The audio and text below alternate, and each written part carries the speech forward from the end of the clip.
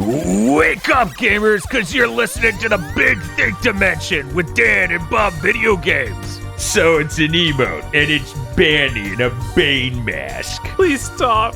KZ Excellent. I'm optimistic about things. And Mr. Feel here on GigaBoots. Ladies and gentlemen, Knack sucks. Thanks for listening, everybody. I feel like the extent of which that thing is terrible might shock people. I sincerely give it a 2 out of 10. It is egregiously bad. It is literally comparable to eating a bucket of unseasoned instant mashed potatoes. Except for instant mashed potatoes have salt. So it's blander. I'm poor. I like those. I like instant mashed potatoes too, but this is like if you made it with no seasoning, like no flavor, like industrial bag. Oh, it's like eating paper paste. Yes, that's You just do that for a whole day. You didn't even use milk. You just used water. Yes. I can imagine the texture in my mouth. It's really bad. I'm getting sense memory really harsh. You know, it's kind of fucked up on this podcast full of poor people that I just bring up shit like that. That's not okay. Holy shit, sorry. I didn't realize how laser targeted that was. A lot of people here probably have trauma with instant mashed potato. My mother, if I would ever bring up instant mashed potatoes, she would treat it like I said a curse word. Because she was raised in that era with the lowest grade industrial size stuff. So the fact me and my brother are just like, all mashed potatoes are queens. It's just completely alien to her. But yeah, no, Knack won. Like, I knew that game was terrible. I quit playing it. I was so disappointed and so upset about it. I quit playing it. That fucking thing, though, it really is as I just described. It is unholy levels of bad. It's unreal that Sony, PS4 Sony, shipped that game, right? It was good alongside Killzone Shadowfall. Yeah, it makes Killzone Shadowfall look like an 8 out of 10. Because man, you'd have to. Wow. I'm trying to conceive of I'm trying to conceive of an experience so poor it made me go, yeah, Killzone Shadowfall's 8 out of 10. I'm trying to conceive of a game that makes that a 5. Most PS1 platformers flex on Knack. Yeah, that seems about right. I'd much rather play Croc. Same. Yeah, or Jersey Devil. Yes, same. Easily. I enjoyed both of those way more. Knack truly is one of the most egregiously bad games that it's unreal that PS4 era Sony shipped it, because technically it was the beginning of the PS4. What's up, Bob? I don't get it. Why are you comparing it to 3D platformers? That's not true. one of those at all. It's not one of those at all, but it has no platforming challenges. Yeah, none. It's a beat 'em up with no mechanics. Yes. With a 3-hit combo and a homing attack that doesn't work. A homing attack that homes in within like 2 feet in front of you. If you're lucky. Yeah. Sometimes in that fucking playthrough we didn't even do that. I was so upset. I went back and forth between if it's supposed to home or not, or maybe it's just supposed to go down. I'm not sure. Because sometimes it would change the angle upwards, so it would go at something less steep than a 45-degree angle at the ground. Yeah. But most of the time, no. You just go 2 feet forward, slam into the earth, and then get owned. These are your combat options. 3-hit combo. That sucks. The hitboxes are terrible. The reach is terrible. It's never as far as you think it is. And a homing attack that sucks shit. And finally, a relic power. You prime with circle, and then you get to choose 3 types. Becoming a storm, shooting Hadokens, and exploding, I think. But we never used that one, because you either want to shoot them with a projectile from a long distance or become a storm. This is a very important move in this game, these 2 things, these relic powers, because it's the only way you're going to beat these absolutely bullshit difficulty areas, as they just fill a room with too many enemies and they didn't look to balance it at all. And it's like if Grabbed by the Ghoulies had even fewer ideas and a worse combat system. It's surreal. Is the music as good as the intro to Grabbed by the Ghoulies? No one can remember a single song from Knack. No human alive can. Greg Kirkhope wins again. Yep. Of course, I'll remember fart noises and the name of the game 4 times while Grant falls asleep. Yes. Yeah, the highly memorable theme song of slamming your head on an organ. Because you passed out. Then you scream the title of the game you're trying to think of a song for, and you go back to sleep. Oh man, that was a good session. Yeah, man, Kirkhope, you're the best. But yeah, no, Knack 1 is miserable. Miserable.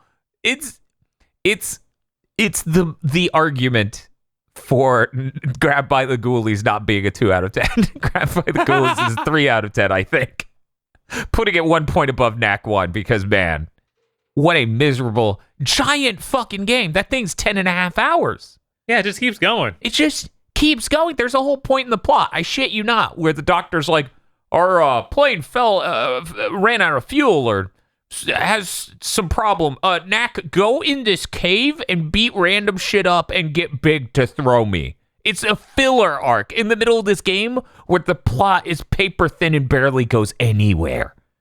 I wish this game was half as much about racism as me and Aggro said. Because if the plot was half about racism, then that would be a plot. This is racist about goblins, and then just sidelights them to have problems with people.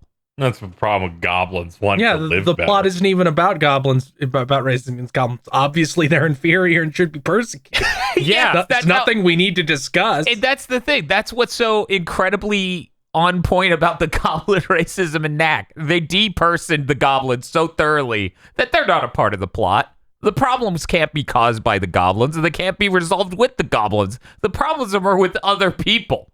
Yeah, goblins are a race that should not be associated with in any manner. Yeah, that's the plot of Knack for you, and it's fucking insane. Yeah, it's not insane enough to be fun or enjoyable. It's just insane enough to be like, how did you ship this? Another part of the plot I just want to cover real quick because I've never seen this in a video game aside from Knack. Not that I can recall. So they use cutscenes to hide loading, okay? And they also use them to checkpoint the gameplay. So what that means is they made 1 billion cutscenes for these levels that are way too long, that are cutscenes about nothing. Countless, you could just see the mocap set through the cutscene.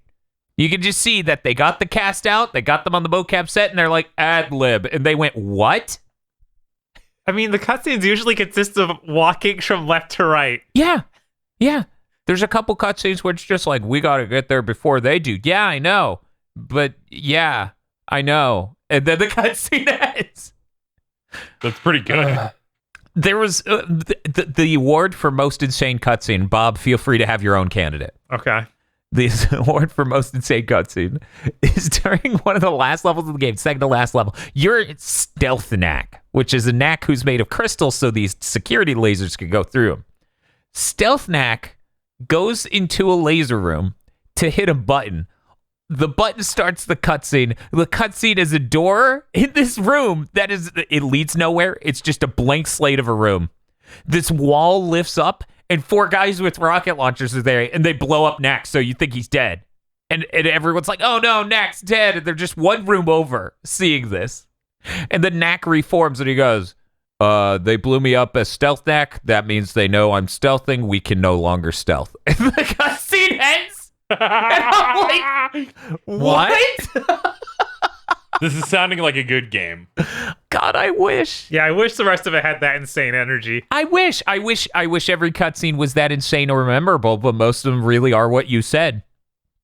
Here's a good way to put it. If you've ever played Dynasty Warriors officers dying, getting KO'd is more memorable a cutscene than this. And all that is them running on the screen from the right, looking back the direction they came from, saying some words, and then running off the left side of the screen. Yep. I mean, obviously the most insane cutscene was when you go the second time to the place. I don't want to spoil too much here. Oh yeah, don't spoil Knack 1 because there's a fucking plot. Yes, totally. But there, The professor needs to go save someone, and that involves re-infiltrating someplace you've infiltrated before his Knack. It was actually pretty hard, very well secured. Yes. It was a whole stage. It was a whole stage. It was multiple. I think it was multiple parts of a chapter. Yes. It was like, it's 6-1, 6-2, and 6-3. You come back there a second time. The professor gets out of the plane like, I'll deal with this Knack, and he does. And he just beats up 2 security guards like it's fucking nothing. And we're like, holy shit, have you been drinking Jack, Doctor? What the fuck happened? It's really weird. He never does this again. He never does it since. He never did it before that. Yeah. He just, for one cutscene, he became in real 3D man and did the most loosely choreographed beating up security guard shit I've ever seen. It just worked. And it just worked, so it makes you wonder why he even invented Knack, a thing he totally did, he promises. Yeah, he definitely invented Knack. Why are you questioning that, Dan? He's a great inventor. So that's Knack 1. No one should play Knack 1. At no level is there anything to gain from playing Knack 1. It literally makes your brain hurt from how boring it is. This is not a joke. This is not funny. Knack 1 is not good. Do not play Knack 1. No one play Knack 1. It is not worth $2. Don't play it. Dan was convinced he beat the game. Yeah, this is how bad it is. I've never had this happen. 4 years. 4 years now. I was convinced me and Tosh beat the game, okay? And I was like, Bob, we're going to get on that hangar. I say this in the first hour of this playthrough. I'm like, yeah, there's a part later where just all hope drops out. And then halfway through the playthrough, I go, Bob, yeah, when we hit that hangar, all hope's going to drop out. We hit that hangar, Bob keeps playing, and I go, Bob, I don't remember any of this. I think I got so upset when we hit the hangar. I just stopped playing. I spent 7 years thinking I beat this game. This is sad. Tosh is off screen. I'm like, Tosh, have you ever seen this shit before? She's like, no, I've never. I'm like, oh my God, we really stopped on the second to last level of Knack because we were so upset it still wasn't done. Yep. Sounds right for Knack. Could you imagine being in the second to last Sigma level and just going, this game's still going, fuck this. Just putting it down. Oh man, what a fucking terrible game. It's not even terrible in an interesting way, right? Like, you can have bad, interesting games. Yeah. There are some rough fucking games that are interesting and fascinating and hilarious. Like, Michigan Report from Hell. Like on that live stream I co-hosted with Galuria. That was entertaining in its roughness and badness. Knack isn't that. It's a really weirdly high-budgeted but completely, like, head empty game. There were no thoughts. Only Knack. Only Knack. Knack 2 is like an 8 out of 10. It's one of my favorite PS4 games. I platinumed it right after that stream. And I never would have been prepared for that. Me and Bob, we're playing. We're like, wait a second. This isn't like a better. This is a great game. What the fuck is happening? Their combo. What the fuck? Look at all these moves. You platform in this platforming game. They actually take into account the whole ability Knack has to get big and get small. That's something you don't even do in the regular Knack game. Yeah. The regular Knack game as opposed to the good Knack game. What really harmed me every time I looked at Knack 1 was you'd get big, but they couldn't change your jump height. Yes. When you're big. Yes. So it'd be like, you look like you're jumping a 5 inches off the ground, and it makes my head hurt to look at. Yeah. No, it's really upsetting because it gets even worse as you get bigger in Knack 1. Because eventually you do become kaiju size, but you jump the full height of maybe 3 feet. So it looks stupid as hell, and you move slow as hell. Knack 2, your movement speed ramps perfectly as you get larger. Your hitboxes for your combo is good. You start with the 3-hit combo for your punches, and you also have kicks. Then you get the Devil Bringer, so you can pull enemies to you. You get all these things. You have a perfect parry, so you can reflect bullets at your foes. You have the Muda from fucking JoJo's. You have a hyper punch thing that you can get an uppercut to stick at the end of it. And eventually that becomes an ending that's a Hadoken of psychic energy. Knack 2 is really fucking good. I enjoyed when they were like, yeah, I can't believe you actually are a hero and you only have a 3-hit combo. Like, really near the beginning before you get other stuff. Yeah, no, there's a joke in Knack 2 about how bad Knack 1's combat is. They literally go, I can't believe you're a hero who saved the day, but you can only do a 3-hit combo. And see, I'd be like, you better be fucking good to make that joke. Yes, because so many times they're like, we sure are awful. And I'm like, yeah, you are. Shut the fuck up. But yeah, Knack 2 is really, really incredible. It's nuts because, like, this game, the combat feels great. It feels great in a way you don't expect Knack to feel. So Bob and I were talking about it, and, you know, a lot of people compared Knack 1 to God of War, and that's weird. That's a weird comparison. A lot of people compare Knack 2 to God of War, and we thought it was weird for a bit, and then we played enough, and we were like, okay, I get it. Looking forward to our God of War month whenever that happens, where we go, yeah, this isn't as good as Knack 2. Yeah, I'm worried that's going to be like half the entries. I am too. You know, it's not fair to compare them to Knack 2. The Juggernaut. Knack 2's immaculate. It is so great. The level design Would have been a runaway success if it hadn't been called Knack 2. Yes, it's one of the cruelest things Sony's ever done is called that game Knack 2. Come up with a new name. Fuck it. And then killed the developer. Yeah. Well, actually, the director of that, not just Mark Cerny, but the director of the game, is still there. I looked it up after I platinumed the game. I was like, this is excellent. This guy's still there. There has been no news of them leaving. Oh, good. So, you know. Knock on wood. Knock on wood, make an Ape Escape, make a fucking another Astrobot. Like, make more of the good shit. I cannot believe how good Knack 2 is. I'm really glad I didn't know how good Knack 2 was when we talked about Sony Japan, because if I did, everyone would have just assumed I was bidding. That this was a joke. Yeah, I know. That would have been... They're like, you're capping. Everyone's like, Dan said Gravity Rush 2 maybe wasn't great, but then said Knack 2 was amazing. Fuck this guy. God, I wish Gravity Rush 2 was as good as Knack 2. We just need those two teams together. Yeah. I hate our podcast. Like, if you had the music and art that makes Gravity Rush so good, and then all the gameplays from Knack, right, that'd be great. Because that's the thing. Like, the thing I haven't gotten to yet is the parts that make it not a 10 out of 10. Like, the music is better than Knack 1. Any human could maybe remember a song or sort of sound style of Knack 2, but it's still not amazing music. It's just kind of quaint and fades into the background. The level design is really good, but the plot is still really bad, but it's much, much better than 1. Like, there's a plot, there are written jokes, there's a structure to it, but the goblins still get depersoned, and it's really about the humans. It's just so insane that Knack 2 is so good, but it has these problems. Also, the number one problem with the art direction. It looks great. It looks great for new characters. It looks great for Knack. It looks great for environments. But every returning character looks like the hire this man meme, and it kills me. Bob, you talk about something with Knack 2, because I'm just going to pull up an image of Lucas from Knack 1 compared to Knack 2 so Casey has a stroke. Good, because that one's really bad. I'm going to preface this. When you see that picture, know that they animate every single ounce of his Adam's apple moving. Is really weird. Wow. What? Okay. What? So here's Lucas from Knack 1. You know, you got your nice cartoony looking man. Oh my God.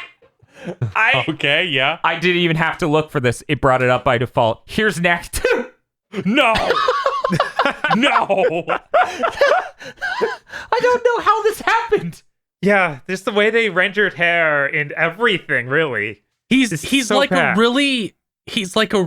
He got shot with the DreamWorksification gun. Yes, Yeah. that's what I was He saying did. during the stream. Is he having a stroke in the fucking the other one you just posted? I'm not mad at you. I'm mad at Iva.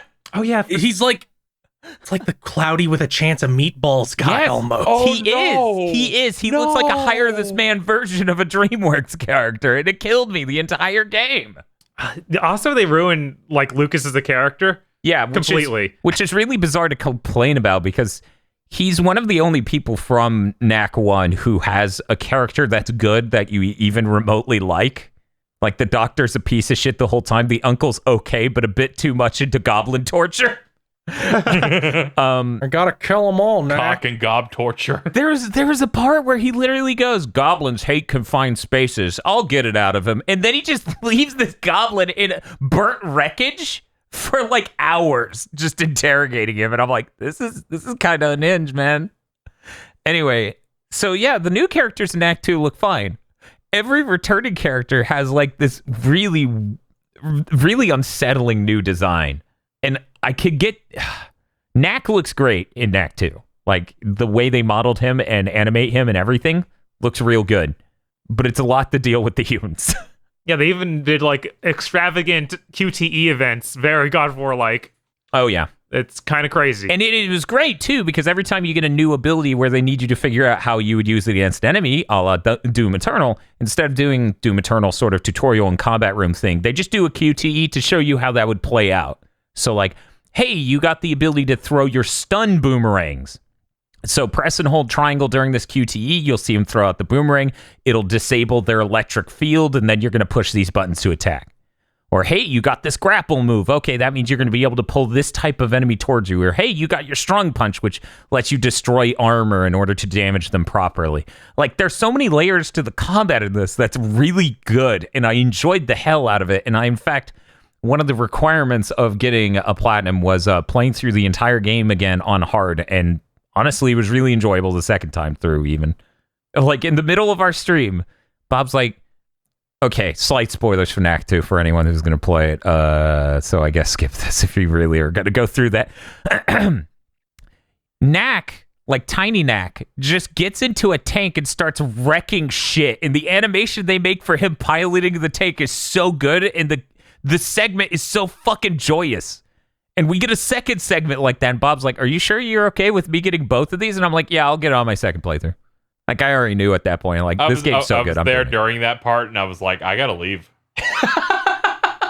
Yeah, the thought that they made that whole thing, a whole controllable vehicle segment that plays completely differently. Yeah. Two of them. One has nothing. It's all identical. It's crazy. Yeah. Like, they're just entirely different games.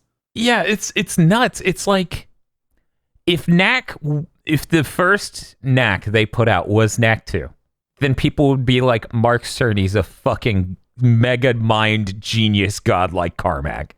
Because, you know, they were hyping up the myth of like, Mark Cerny's been making games since Marble Madness, and now he's designing the PS4, and we won't talk about he designed the Vita, but he did that too. Anyway, here's his game. Did you know he worked on Sonic the Hedgehog? And if it was Knack 2, everyone would have been like, holy shit, this man is the best man. But no, they put out Knack 1, so no one cared about Knack 2, which is fair. Yeah. I passed on it for 4 years now. I can't believe Knack 3 is good. Anyways, yeah, that's a really great game. Got the platinum on that. Not going to share any other comments other than maybe pick it up if it's on sale for $5 or $10. It's totally worth it. Really fun platformer. Don't come to it for the plot. Unless you like racism, I guess.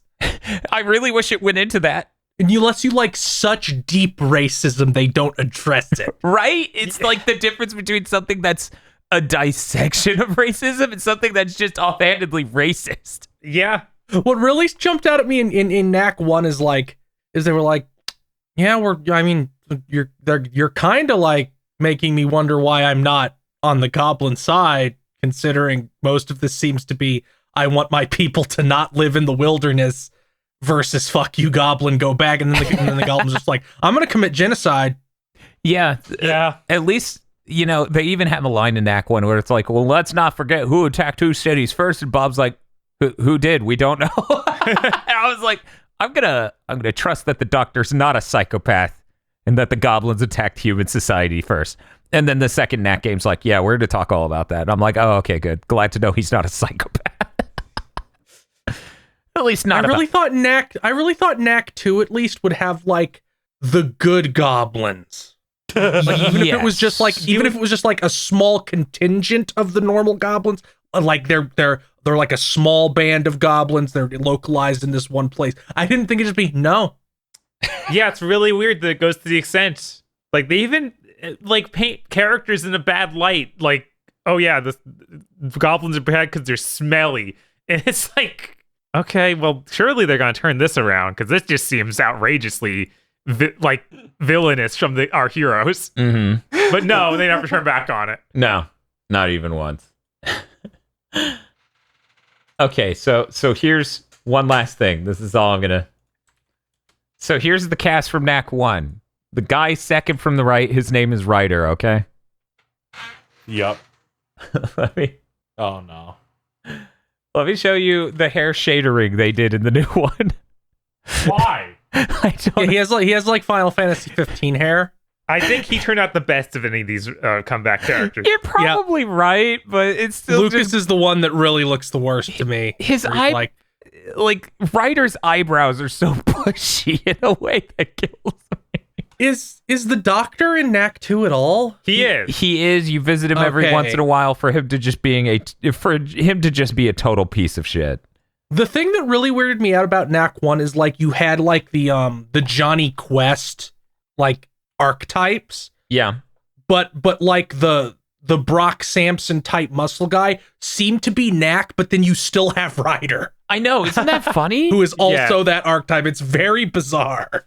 Yeah, and the first game does a decent job of not having Ryder around all the time. The second game, I feel like he's almost always there. So you have to double up on because here's the thing, right? They realized the doctor sucks. Yes. Get rid of him.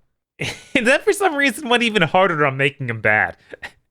Which is funny as hell. Yes. He has an exhibit, and they literally have Lucas in the exhibit, but he's buried by books, so you can't even see him. And the plaque above him says, "The Assistant."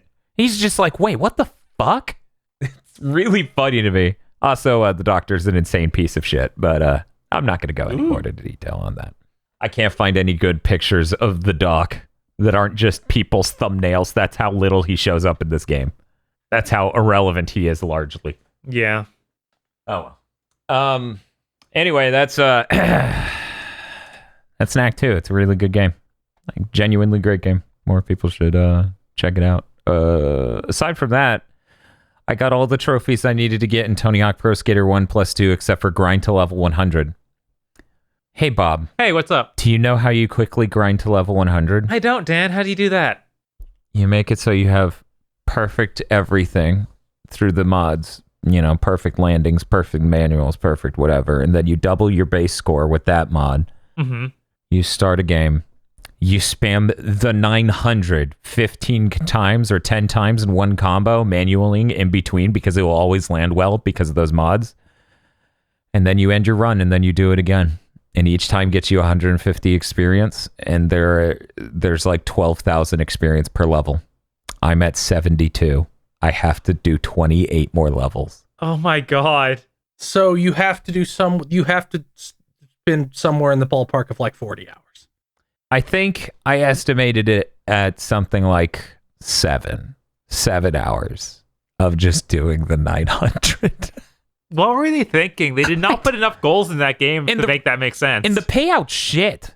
That's the real problem. All the challenges pay out like garbage if you're going to put a goal at 100.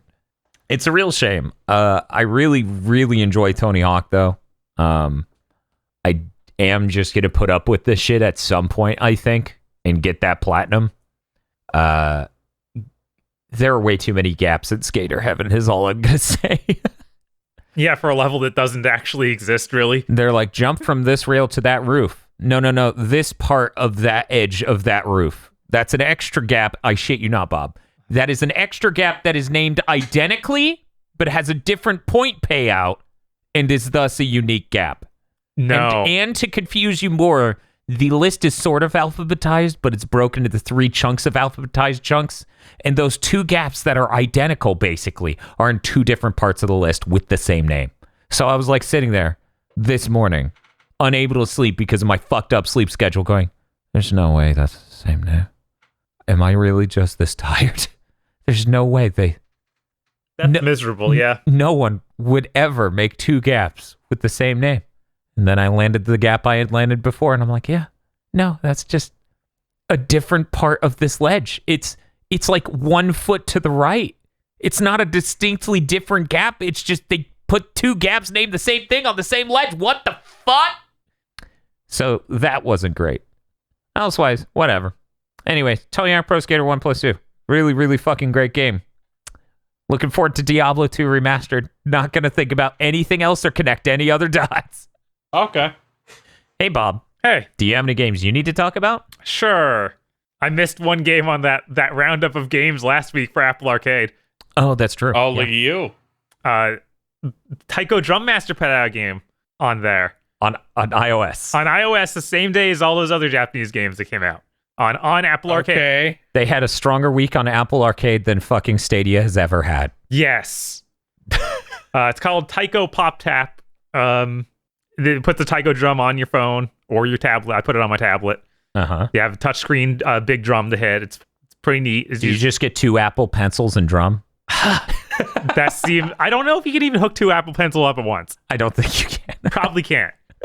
And this is how I play Taiko Drum Master. You dipshit, that's like $250 peripheral. Just go get the real drum. No. No, I'm a smart artist. Playing Taiko Drum Master in the Starbucks with my two Apple Pencil. Definitely not ruining the pencils. Not at all. No, they're designed to be smacked on the screen. Yes. Repeatedly. Mm-hmm. Yeah. It's really neat. They made a training song, which I haven't played the PS4 one. I don't know if it's in there, but it's actually translated to English and tells you how to hit the drum, which I thought was really cute. That's good. Other than that, it's just like a regular Taiko Drum Master game. You just open it, you got a list of songs. There are not enough songs. That list feels small. Maybe I just haven't messed with the other games enough, but it does not seem like there's enough there to really make me want to keep playing. And there's no like structure to it like other ones of these games where it's like, okay, do this order. It really just comes down to, okay, you have to go to each song and then you can just choose the difficulty. And you can dress up your Taiko like always. So that it seems neat. It seems fine. If you have Apple Arcade, I don't see any reason you wouldn't want to play it unless you just don't like Taiko Drum Master. It's also got the Ava song. Oh yeah, it had Ava and My Little Pony. Yes. You said they had My Little Pony's theme under anime? Yeah, which, as someone pointed out, is just the generic because, yes, it's just aware. Any show in Japan. Yeah. I am aware, but it's still funny. It's still funny to see, I thought. They disagreed. They were like, yes, it is an anime. And they have a cigar in their mouth. But yeah, there's a few new Namco remixes and stuff on there, like stuff from Tekken and things like that, and a Ridge Racer medley. But it didn't seem like there was nearly enough of those. Like, these are free for you. Why don't you just have a ton of cool Namco music? And I don't know. I don't know why they don't. What if it's not free for them? What if it's a fucked up thing like the Dragon Quest guy? I guess that's possible. I feel like they have to have some franchise where they actually own all the music, though. Yeah, the Namco stuff's done by an in-house composition team. Like, that composer team, they own all the rights. That's why it's on Amazon Music and stuff for, all those Tekkens, all those Soul Calibers, Racers, etc. Amazon Music, other things that stream that sound worse. I also played more of World of Demons, that Platinum game. You've been playing a shitload of that. Yeah, I got to the end of it. Oh. It ends with to be continued, and I'm like, oh no. Is this like the other things that have been hitting Apple Arcade where just like they're going to release the other half later? And yeah, because Fantasian is also part 1. Yeah, Fantasian's part 1. Shantae did the same thing, but I'm more okay with those because they told me. This I had no idea. In every chapter's been ending was to be continued, and then just unlocked that chapter, but this time it didn't.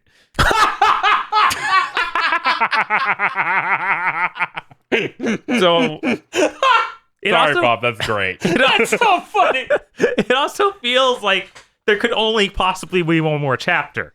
It's like every time I help Mom take the groceries and she tells me to go into the kitchen to get a cookie, but this time there was no cookie. We thought it was supposed to be coming out in May, then they said April, and we're like, oh, fuck. Hey, Bob. Hey. How long have you been playing that game? Can you pull up that stat at some point? I don't know if that's easy to pull up on the Apple. I think there's like a usage thing under the settings, but if you don't know how to do it, let me look at. Maybe it's just on my save file. That's always possible. Oh, okay. Yeah, I was just curious because you've been playing it a shitload. Yeah, no, it's a ton of content, honestly, and there's a ton of side missions I could go back and play where I can go 100% these missions, but it thinks to just be stopped dead track or dead in your tracks on the story, especially when it felt like it was coming to a conclusion. Yeah, I feel like if we had more games like that on Game Pass, where it's just this is a game that's exclusive to Game Pass, being funded by Game Pass, and it is continuing to come out, then that makes it make sense. And in fact, they said that was one of the strengths of that business model. Right. Like Phil Spencer's spoken about that in the past, but currently they don't seem to have anything that is that, as far as I know, anyways. Yeah, there's probably some tiny thing we don't know about that people yell at us for.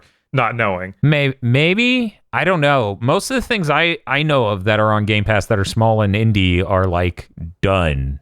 Yeah. Like they're already made. Let's see. It says I've been playing for 21 hours. So it's pretty good chunk. A platinum game. Jesus Christ. Just thought I'd, let people know. Their full games like Metal Gear Rising's like 6 hours. Yeah, right. Metal Gear Rising is 6 hours. These levels obviously are like cheaply made by comparison to those. They don't have a bunch of set pieces and stuff. We have a frame of reference for that, Bob. How does it compare to Korra? It's a lot better than Korra. Oh. I guess the levels aren't built out in the same way that Korra is, because it's a lot more like, okay, you're heavily restricted to these areas, where Korra, I feel like, had a little bit more verticality to them and stuff, whereas these are very direct. There's like a set of combat rooms in a row. So clearly made more cheaply, but still, okay. I'd much rather play it. What fidelity-wise, you remember that Vita launch title, Army Corps of Hell? Are the environments that good or better? Please better. They're much better than that. Okay, that's good. The environments look nice. It's just they're heavily restricted and obviously made in a certain format. Okay, gotcha. Like you could see them being rooms pasted together, kind of. Okay. Man, I can't believe I forgot the hit Vita launch title, Michael Jackson, The Experience. God, that came to the Vita? I only know about it for the Wii version. Yeah, that's all I knew too. So the fact I saw this when I tried to look up the name of that fucking Army Corps of Hell game, which was published by Square? I didn't know that. Yeah, I remember it being some big publisher, and I'm like, why did you do this? Hey, man, more power to them. Army Corps of Hell, pretty cool. Pretty cool game. And of course, the last thing I played. Pretty cool game, 7 out of 10, apparently. Metacritic 57. Sorry, what were you saying, Bob? I played Resident Evil Reverse. How bad is it? I mean, good is it? It's very funny that it even happened. Oh, yeah! But this is a third-person deathmatch style game. You spawn in as a human. You get to choose at the beginning, like if you want to be Ada Wong or Chris Redfield, who isn't the real Chris Redfield, who's a weird dude from Resident Evil 7. Yeah, the fact they have Resident Evil 7 Chris in there is so weird. Yeah. But then when you die, you transform into a monster. And then you get to keep fighting and get more kills as the monster. So there's a whole thing of like, you transform into a better monster if you pick up these virus vials. So you're trying to pick those up. You're trying to pick up more ammo because you don't spawn in and it was too much. And then each character has a different gun they start with and a different special move they have. So like Leon can kick guys, has a shotgun. Let's see. Fake Chris has the weird robot hand thing you get from that Resident Evil 7 DLC. Ooh. Yeah. That's cool. It's like, this is weird. And he also has a move where he like psychs himself up and doesn't like flinch when he gets hit. Also useful. The network latency seems really bad. Yeah, that's what I figured. Like really, really bad. Like usually it's really hard to tell if the amount of damage people can take is really high or if the network latency is just so bad that you'll just sometimes die in 2 shots and sometimes die in like 12. If I was a rich man, I would fund Battle Nonsense doing an analysis of this internet, this netcode, because watching you play, I instantly could tell that's bad netcode. Yeah, it feels bad moving around sometimes, but really it comes into that play when it's any manner of fighting someone. When it comes to playing the game. When you want to play the game and actually attack people, not walk around, then things really break apart. Oh, that's a shame. That seems like a really critical part of the game to have work right. Yes. Also, Hunk is in it. He can go into cloak. Like, he has a cloak mode. Is his cloak mode just a piece of tofu floating around? No. Oh, that's he goes like stealth camo mode. Well, that's cool. It's very strange. And you get the different beasts you transform into are like you get to turn into Baker from Resident Evil 7, the dude with the chainsaw. I think that's his name, Joe Baker. Is that right? Yes. Welcome to the family. Yes. Yeah, he does that. He literally did that, and I laughed and clapped, and I was like, "Maybe this game's okay." And yeah, isn't he on the big? Is he on the cover? He gets top billing on this fucking mini game. Yeah, because Yes. they know he's the talent everyone craves. You can also turn into the Nemesis, which is very funny because you can pull out your rocket launcher and it doesn't do much damage and it takes forever to shoot. And in fact, every heavy weapon you find, because they also drop heavy weapons around the map, shoots comically slow. Like you shoot out the missile for the grenade launcher or whatever. It just, if you shoot it, then it appears in front of your gun, and then it moves very slowly towards the enemy. It's like, what is happening? This is a shame. I really want a multiplayer mode in a Resident Evil to be good. Also, this beta only had one level, so I just kept playing on that level. It's like a weird version of the Resident Evil 2 police station like main room, but very strange version of it. Maybe a couple months after launch it'll have two. God, it better have more than one level. So at launch. Is this separate from 8, or is it shipping with 8, or is it? I think it's shipping at the same time as 8 and free. But they're doing the mercenary mode. I know, right? So That's it's what really, people actually want. It's insane. But this is the multiplayer thing. It's a free pack-in thing where it's like, hey, look at it. Can't you do more mercenaries in multiplayer? Maybe not this time. Oh, that would be terrible. It seems like this is a very different mercenaries mode this time. That's why when I was watching that, I was like, this seems cool. I hope you don't screw it up. Mercenaries mode is the horde mode of Resident Evil, and that it really is great, except for they keep having ideas. The weird thing is that it was 3 times in a row great. Yes. And then it's just been gone, and now it's coming back indifferent, so it's scary. Yeah, that's true. I mean, how long has it been since Resident Evil 6? Since 2012, right? So it's been 9 years without a multiplayer mercenaries mode. I'm sorry. I gave Phil whiplash there. God, has it been that long? I guess that thing did launch a PS3, didn't it? Yeah, it launched on PS3, and it was not during the PS4 launch year, I don't think so. God. That would have been 9 years. It might have been like January of 2019. I mean 2013. Yeah. Real quick, What's up? Before we get way too far away, I just want to point out something funny I noticed in the difference of box arts, okay? This is just killing me. I'm sorry to subject everyone else to it, but okay, here we go. We got Tomomo Casual. Okay. Seems pretty chill, all things given. It doesn't seem that chill, but okay. Once you see this, and then you have Yuki Dangerous. Oh my god. We don't get very many box art wins here in the States. It's kind of weird we did on Army Corps of Hell. 1, way more wicked. 2, you can read the title, goddammit. Yeah, I was gonna say that's legible. Like, what the fuck were they thinking? He just looks more pissed. It's like a Kirby fucking box. You made a fucked up demon skeleton man even more pissed. Good job, U.S. box art team.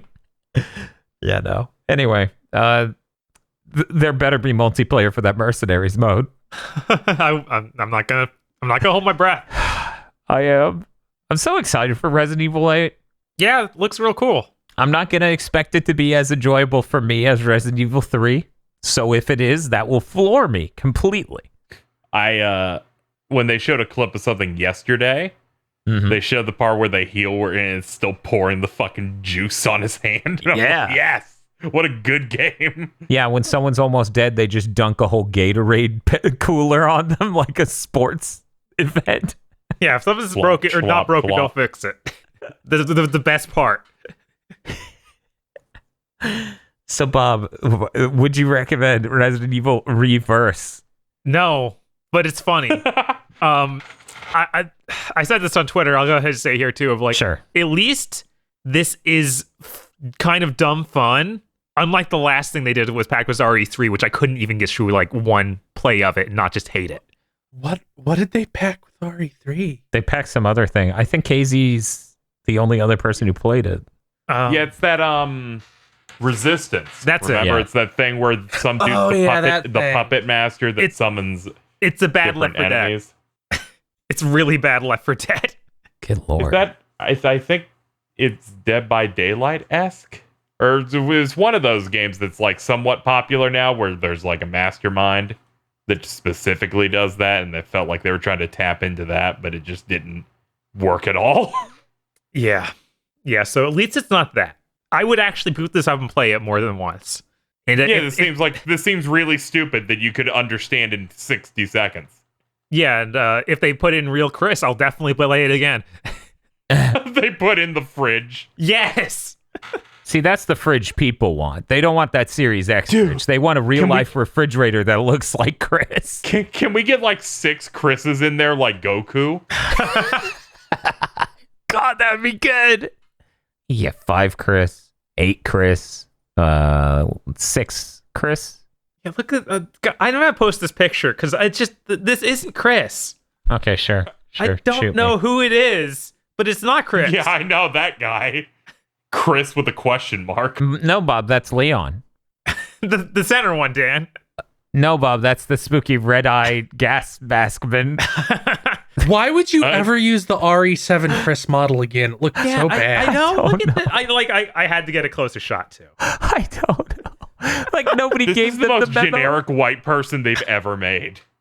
I know. If you told me this was Ethan's model, I'd be like, well, no wonder they never show it. Right? Like, I could believe this is Ethan. This isn't Chris. Ethan Winters.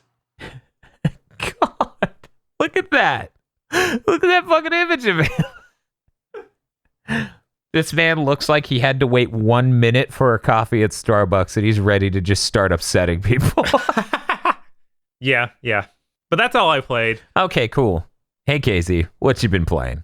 First thing that I played only a little bit of, I played that Saga Frontier Remastered thing that's out now. I played like a little over an hour of it, and I had no idea what was going on. I got confused and upset, and then I stopped playing it. Yeah, that's how that goes. That's how that goes the first couple times you play Saga Frontier. I started playing it, and I'm like, this translation sure feels like they didn't touch it up at all.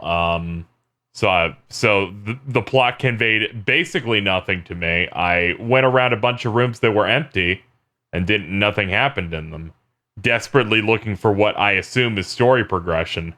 And I couldn't find story progression. So imagine you smushed your face up against the wall, just the right wall of the game, the entire game, and you just followed the right wall, pushing X the whole time. I think that's the way it's meant to be played. I'm not sure. It's okay. When I tweeted about it, people outlined which characters to use, and I'm like, oh, I just picked one of the hard ones. Yeah, who did you pick? Yeah, if people are gonna ask. I picked the half mystic girl, Acellus, I think it's called. Yeah. Oh, yeah, that makes sense. I picked hers and felt like I was having a panic attack because I'm like, I'm the problem. I have to be the problem. What is happening? Yeah, even when I thought I was making progress, I'm like, I guess this dude wants me to train, and then I died 3 times, and they're like, okay, you're done. I'm like, okay, what happens? Nothing. It's like if Ocarina of Time just booted into the Lost Woods. Like, that's what you did to yourself. Right? Yeah, I know. Like, it was really rough, and then people said, pick this one. It's on rails. I'm like, okay. Thank Any you. level of even hinting at me where I'm going, or what is it's even a Saga happening. game. I feel like they should, lock off certain characters till later or something. Something to help people. No, Bob. Ultimate freedom. No. Yeah, if you load Romancing Saga 3, you do a fight, and then you're like, okay, you're in the map.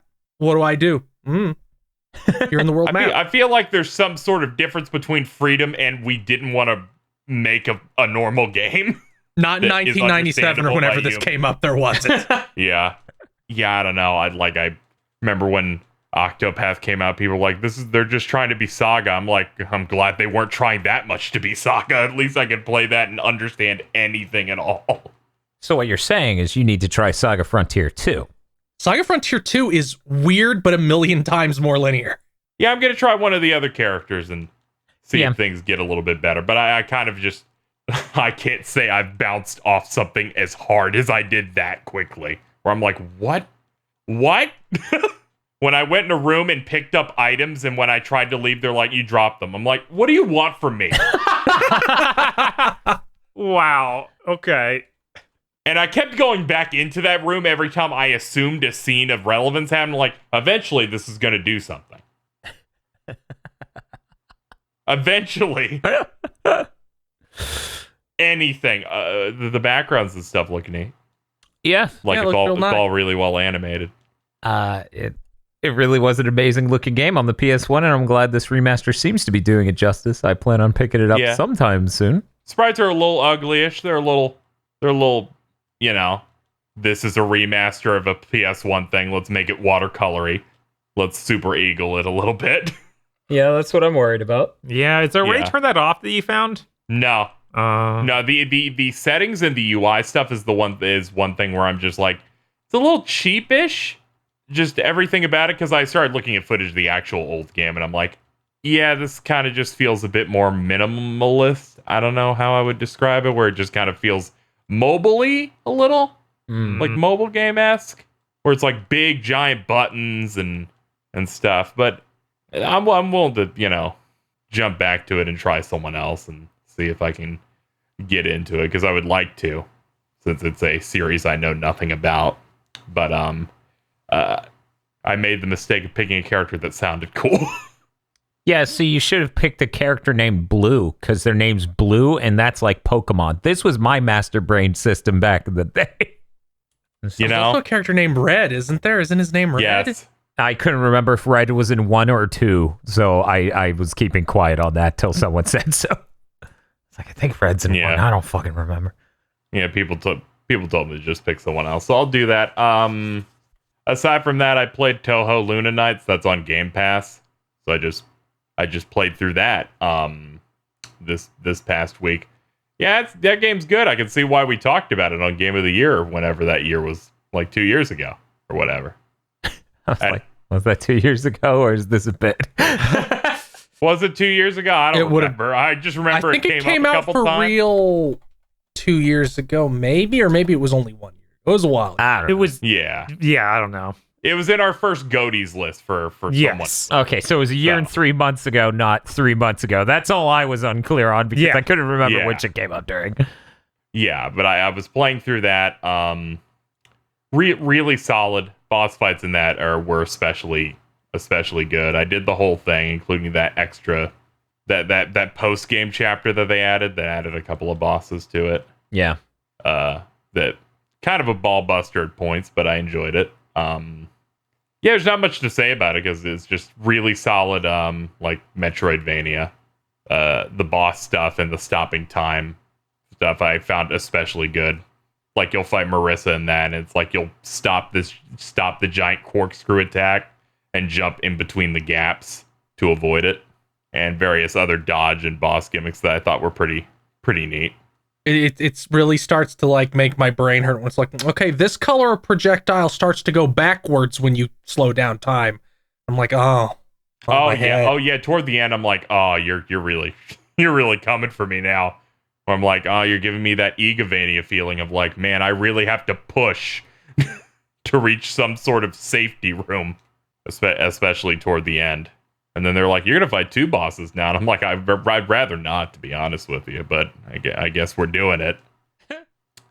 I liked it. Your sub-weapon that is you just throw a bunch of knives in front of you is really good and carried me through the entire game. It seems... It seems like that's where they're aiming with your time-stopping powers, throwing daggers. Yeah, I'm like, I'll just use the sub-weapon where you just shoot 1,000 knives, and I did that for the final boss, and I'm just like, all right, jump, use it, face fuck them to get more magic so I can do it some more. This will work, and it did work. Aside from that, I played some of Prey.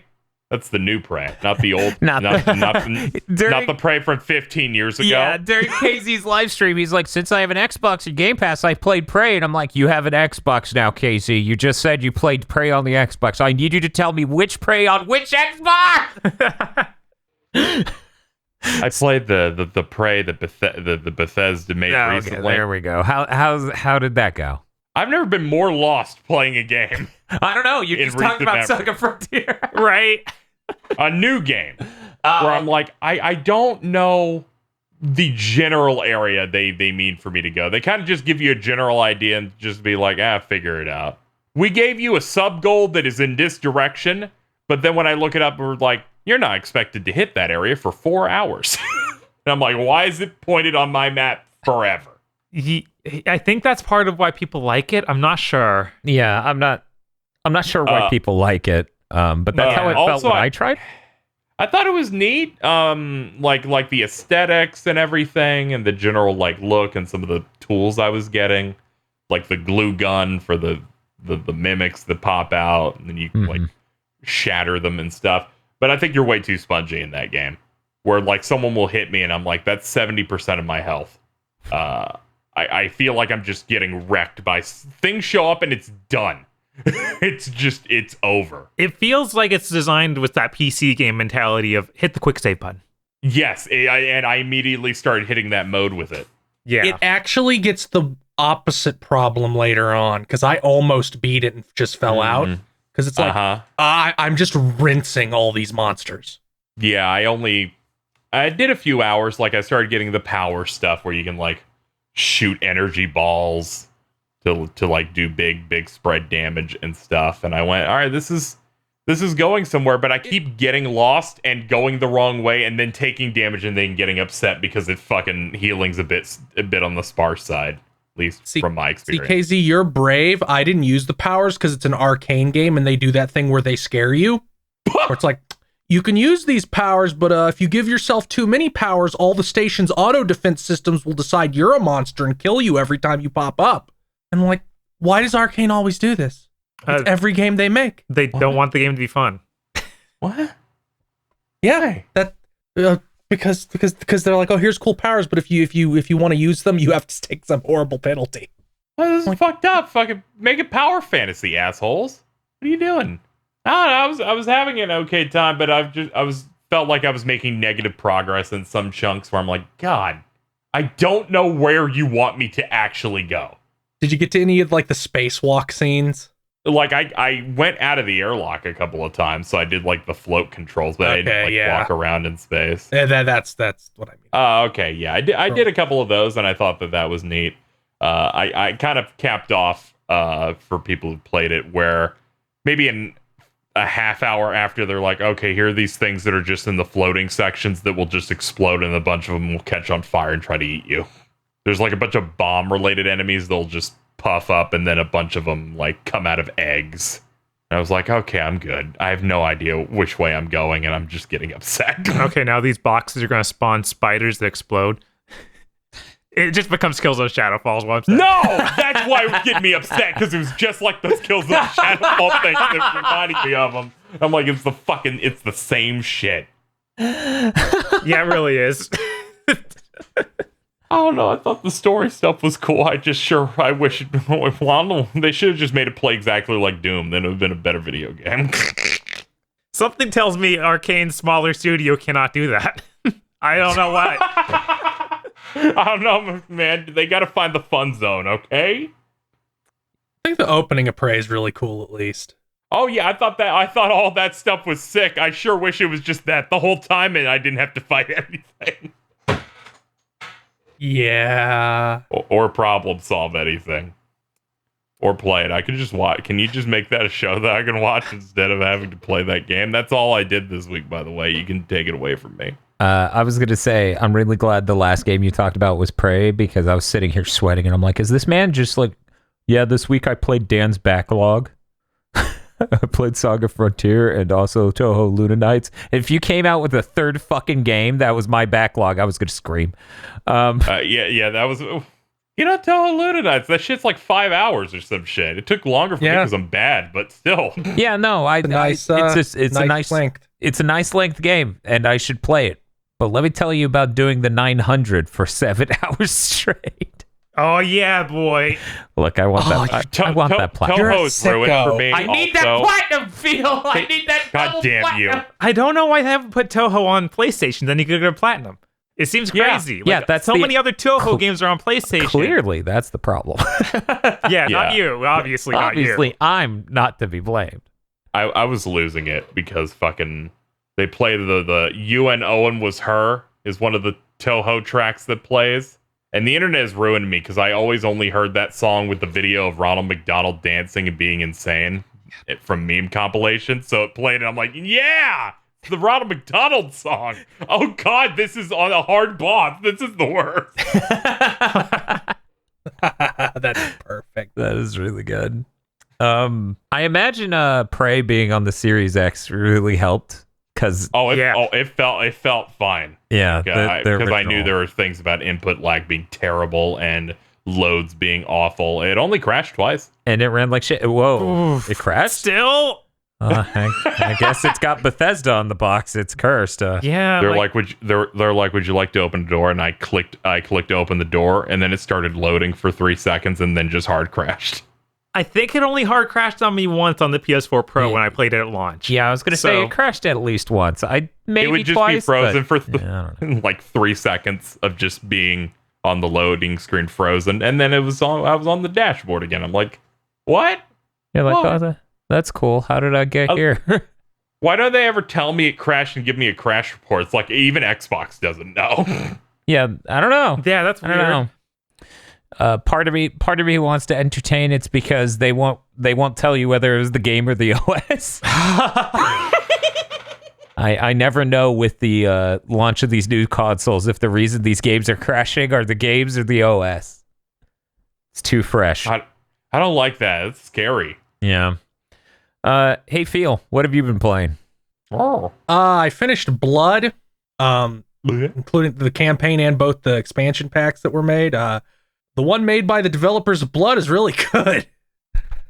Post-mortem, it's just like a harder like sequel campaign. Not good is the one made by Sunstorm Interactive, who made a bunch of build engine game add-ons like for Shadow Warrior and Duke Nukem 3D and Redneck Rampage. But yeah, that one's not so good because there's a lot of switch hunting, and at one point they're like, walk on a 3-pixel wide shelf all the way around a mountain to get a key, and when you come back, enemies have spawned. Great. Hit scanning enemies with Tommy guns who just ventilate you instantly. Boy, it's funny that Sunstorm Interactive's expansion pack comes with Blood Fresh Supply, and Wanton Destruction for Shadow Warrior, which they made, comes with Shadow Warrior Redux by Devolver, but and all the Duke Nukem 3D ones they made came with a Megaton edition, the old Duke version of Duke Nukem 3D you could bought that Randy Pitchford stepped in and made sure you couldn't buy. But the new version of Duke Nukem 3D you can buy doesn't have any of that stuff, despite everybody else in the entire world seeming to be able to work things out with them except Randy Pitchford. That's very strange. I'm sure there was just, some bridges that couldn't be crossed, some agreements, some middle ground that couldn't be found. Definitely not one party or the other. It was just an artistic disagreement. But yeah, Blood's fantastic. It's still fantastic. I like it's so cheap on Steam. If you like shooters at all, I really recommend trying to play it. And I'm sure it's the best version because I don't think any others have a normal quick save and quick load, because no old shooter has a normal one except this one, where you hit the button and you quick save. It doesn't just bring up the save menu, which a lot of the old ones did. I also played all the DLC for every game I needed to play the DLC for. I finished Doom Eternal's DLC. That's really cool. The Ancient Gods Part 2 sure was a lot easier than Part 1. Mm-hmm. Especially once you get that hammer. I'm actually kind of disappointed they were never just like, here's an arch vial with a spirit in it. Fuck you. They never did that to me, and I'm like, don't worry. I was really expecting that. The master levels, they're already like cursed prowler with a spirit in it. They're just gonna do that. Yeah, they're gonna be evil. Mm-hmm. I do love that hammer. All you just hit that Marauder with the shotgun and hammer, and they are stunned for 9 seconds.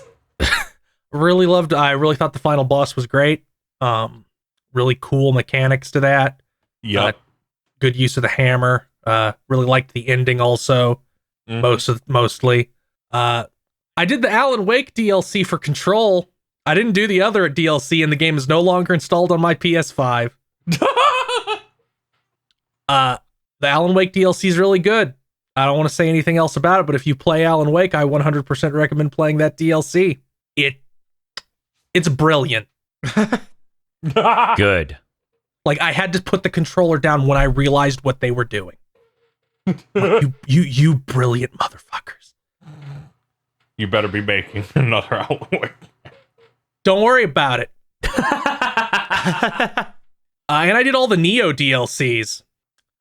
I didn't realize how the Neo 2 DLCs, okay. Not the original Neo DLCs.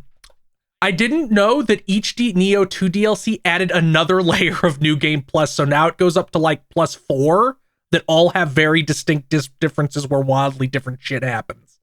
Yeah, it's kind of insane. I don't know if I will ever do them because that game is 700 hours long, even if you only do what's there the first time. Yeah. So I don't know if I'll be back. Like, do you want to do Path of the Strong, then Path of the Demon, then Path of the Wise, then Path of the Neo? I'm like, no. Well, don't you want to grind up to level 999? Yeah. No? I don't understand. I had a lot of fun. The DLC levels are pretty cool. It's really funny to play it right after Doom Eternals, because Doom Eternals DLC is like, we're trying really hard to not just be the game, but more of it.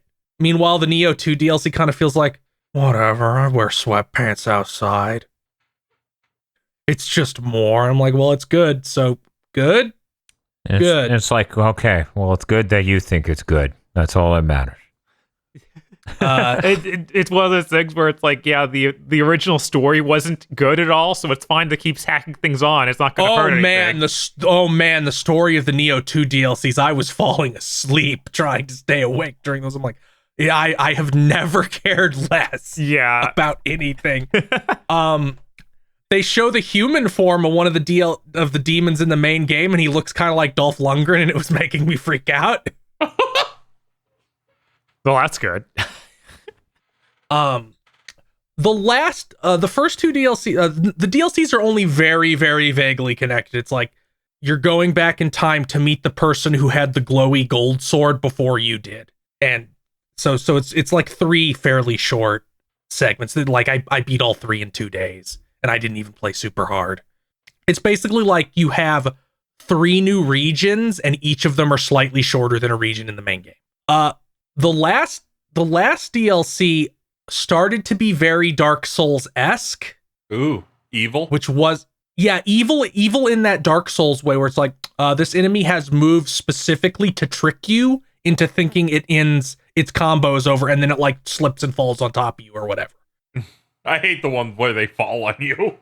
And a couple of the bosses, I found myself doing the Dark Souls thing, which I never found myself doing during any of the other Neo bosses, where it's like, I'm going to walk in a wide circle around you and wait for you to do the 1 or 2 attacks where it's safe for me to hit you once after them.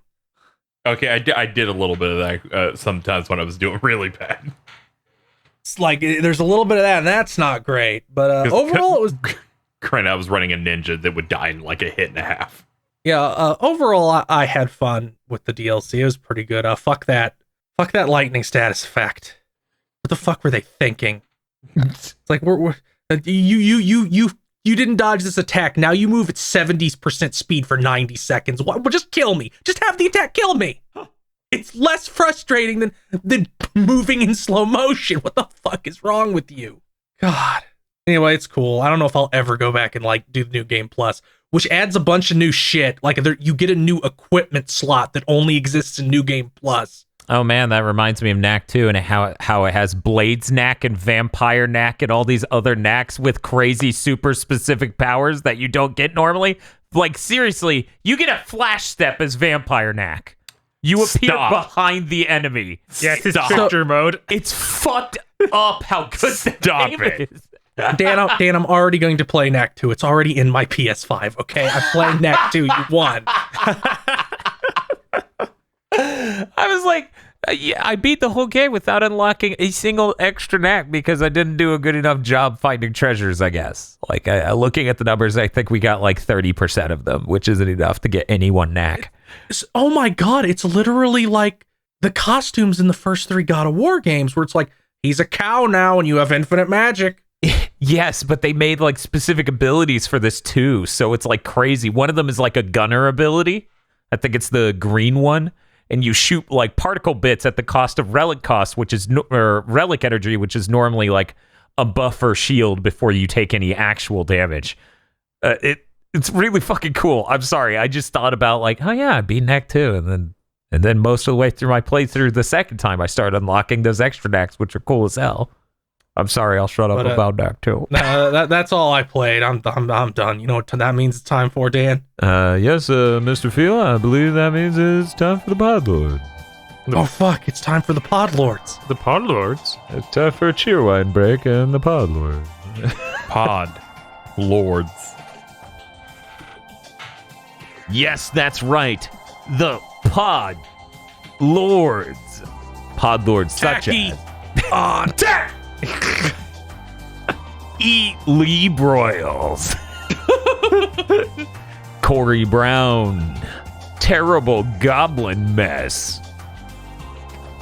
Red Blaze 27. Summer Event SSR Juice of Frost. Suzu Shiro. Emperor Zero. Shibi Agato - I love winning. POV. Shibi Weeby about to send you and your entire family tree to hell before they die if you spoil Sly. I'm really excited for you to do this stream. Let me tell you everything about it right now. Please don't. I'll literally ban you. You're running out of rope.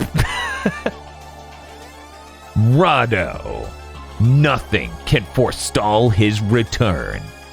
It's still near Busey. Of course it is. Go back to last week and check out Near Busey. It's so good. So, Bob. What's up? I have a new emote idea. It's Banny in a full plate armor. Okay. Yeah! WTF, Spider-Man. Matty Mo. Oh, okay. The worst internet you will ever see in the modern era. That's pretty bad. That's pretty fucking bad. It's fucked up that when I first moved down here, I had worse. God, It was like 0.3 and 0.04. W.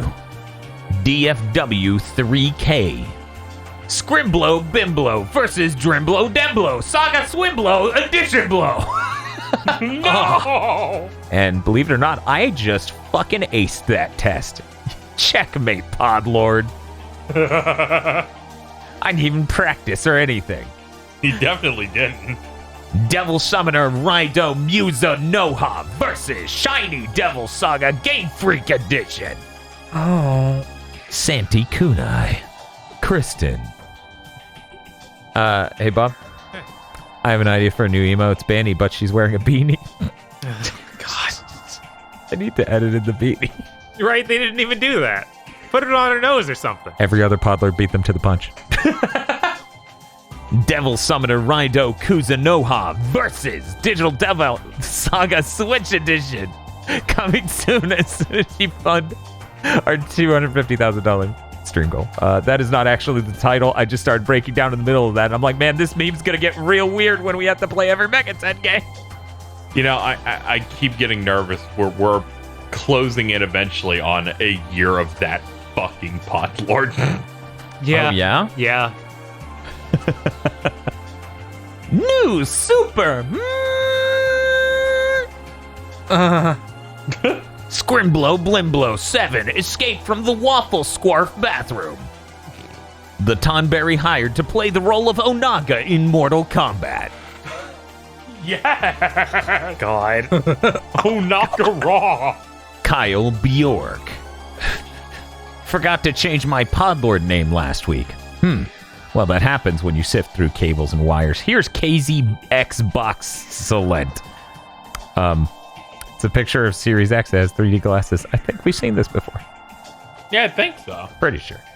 AG's Bird Fact Time. In Bloodborne, due to a coding error, one of the crow enemies in the game is passive. He friend.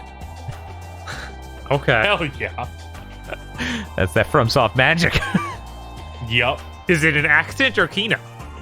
Yes. Thanks, Miyazaki. Zilter. Devil Swevel Raevel Kuzevel versus Digevil Devil Sevel Swevel the Devil. So about syllables. Please. Come on, Podlords, you're being assholes to Dan. I'm fucking nailing it every time. Eat my ass, Podlords. Come at me. They repaired my OLED. It's time for Melty Blood. Damn, I can't believe anything made in the past 5 years could be repaired. I know, right? Chase Ray. Blood the Blue. Schligs Boo. Hey, Bob. Hey. So I have an emote idea. It's Bob, but he's pogging. Yeah! Cozy Grove is just Animal Crossing on PC, but faster paced. We need to start. We need to start getting paid for these ad promotions. Like This is marketing fucked up. campaign. What the This is heck? Fucked up. Scorn! Scorn. An atmospheric podlord. Somber. Daniel, bring me peanut butter whiskey so that I can drown my sorrows. No, it's expensive. You can't have any. Yeah, it is. Yeah. I haven't even had any in a while. You're a Podlord, you can afford it. Dan's Horse Boathouse. Whoa! Fancy. That string got weird. And they're like, don't buy a house, buy a boat. And I'm like, we're not going to buy a boat. And they're like, fine, buy a horse. And I'm like, no, I want to live indoors.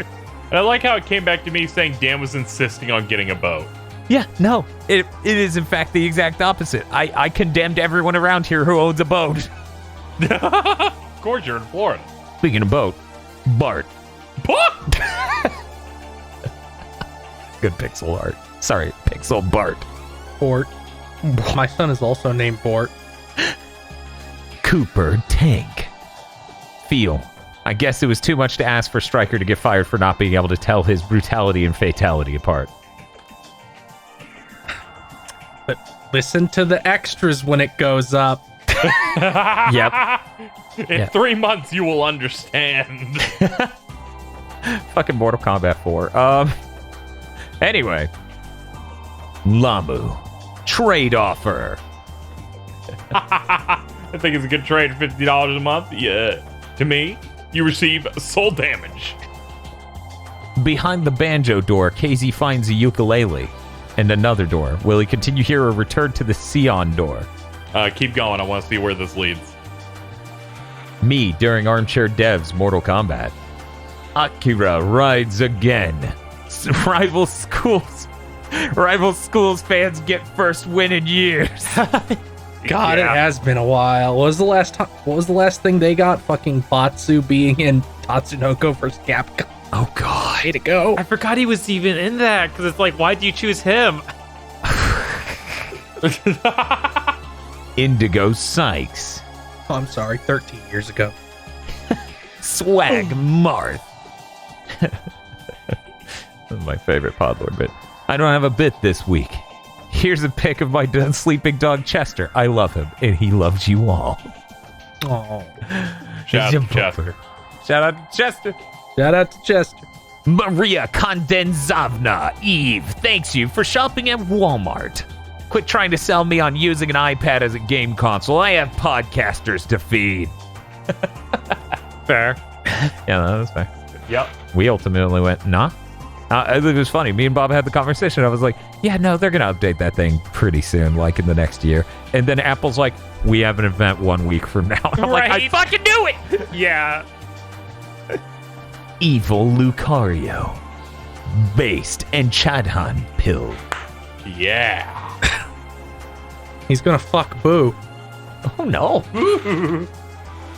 And Mondo. Thank you very much to our Podlords. Thank Podlord. Thanks. Thank you, Podlord. Thank you, Podlord. I'm going to shut up now. And if you'd like to become a Podlord... I'm also going to shut up now. That's good. And if you'd like to become a Podlord, you can go to our Patreon at patreon.com/gbpodcast. For as little as $5 a month, you get many benefits such as early access to Chugging Bleach and Mondo Cool, our 2 anime review podcasts, cursed content commentary tracks, cursed content by committee, a Patreon exclusive user voted cursed content show that also comes a commentary track, and extended armchair dev pitches where I get to say things where you get to hear things about the Mortal Kombat one, like where Sonya Blade is voiced by Microsoft Sam. That's patreon.com/GDPodcast, and if you don't have money to contribute, you can always just spread the word. Yeah. Thank you. Spreading the word always helps. Thanks. Bob, I can't believe you wouldn't shut the fuck up during Field doing that. I was thinking about it. I was thinking That whole time, I would have gone down in flames. Yeah, I know. I'm like, Bob doing it would be the greatest betrayal. Field would never survive. No. So we got some news. I'm going to cover my news real quick. Ghost Goblins Resurrection is coming out on everything else, not just the Switch. There's no date announced, so hang tight. Yes. I'm really glad that art style looks really good, but it definitely would look way better on a higher resolution because of how much detail there is in everything. Yeah, I'm glad I didn't break down and buy it. I was real close. It was one of the things on my backlog where I was thinking about buying it this next week. Also, I don't want to use the Switch Pro controller to play. Yeah, I think that's more the thing for me, honestly. Like, Yeah, I could deal with it looking bad, but God. Oh, there was one thing I forgot to talk about that I played last week. After people explained the thing I suspected might be the case, but they literally said, yes, that is the case. Eating all the pellets on the board does speed you up in Pac-Man 99, so I went back and gave it another shot. Still don't like it. Changed the controls. Made it so the buttons moved me around instead of the stick or the D-pad. Still don't like it. I just don't like that game. I think the other 2 Battle Royales were better. Okay, now for the rest of the news. Bob, let's knock this Nintendo indie world out of the fucking park. Sure. I truncated this a lot and only put in things that some of us might care about. Cool. Ollie World was shown off. Awesome. Which is a sequel to... Was it just called Ollie Ollie and Ollie Ollie 2? Yeah, it's just Ollie Ollie and Ollie Ollie 2. We have an Ollie Ollie 2 video. That thing gets way too many views and people keep leaving comments and I'm like, you're all insane. But yeah, it looks real cool. It's using 3D graphics now, but it has a neat style to it. Okay. Yeah, I'm checking it out now. PlayStation already has a version of the trailer up, so I guess it's going to be on more than just Switch. This is on or at least PlayStation. I know it's on more than just Switch, so that's cool. But yeah, levels seem bigger. There's now quarter pipes, which I don't think were in the at least not in 1. I don't remember them. 2 might have had them, but I don't know. Really weird that this trailer's 4K, but 30 frames per second. That's bizarre. Yeah, that's bizarre. All right. Next game they announced Aztec, and that's like Aztec with the H at the end, so it's just technical. They were technology. Okay, Aztec. Forgotten Gods, which comes out this fall. It's like it seems to be a really almost open world looking 3D platformer. Mm-hmm. You have a big robot arm and everything looks like Aztec designs for like temples and things, but then with a sci-fi put into it. So I thought it looked pretty neat. Hopefully that comes to other platforms. I didn't check if that was, because it looks way too ambitious for the Switch to run well from a small dev. Yeah, I'm seeing this. This looks huge in scale and fidelity. Yeah, it's kind of crazy. Yeah. Huh. We found out about the House of the Dead remake. Hey, Bob, who's handling that? Guys, just know I didn't read this before this. I'm just now seeing this. Go ahead, Bob. Go ahead. It's made by Megapixel Studio, the guys who did the Panzer Dragoon remake. It's just as bad. I'm looking it up. Well, hopefully they've improved. It looks so terrible.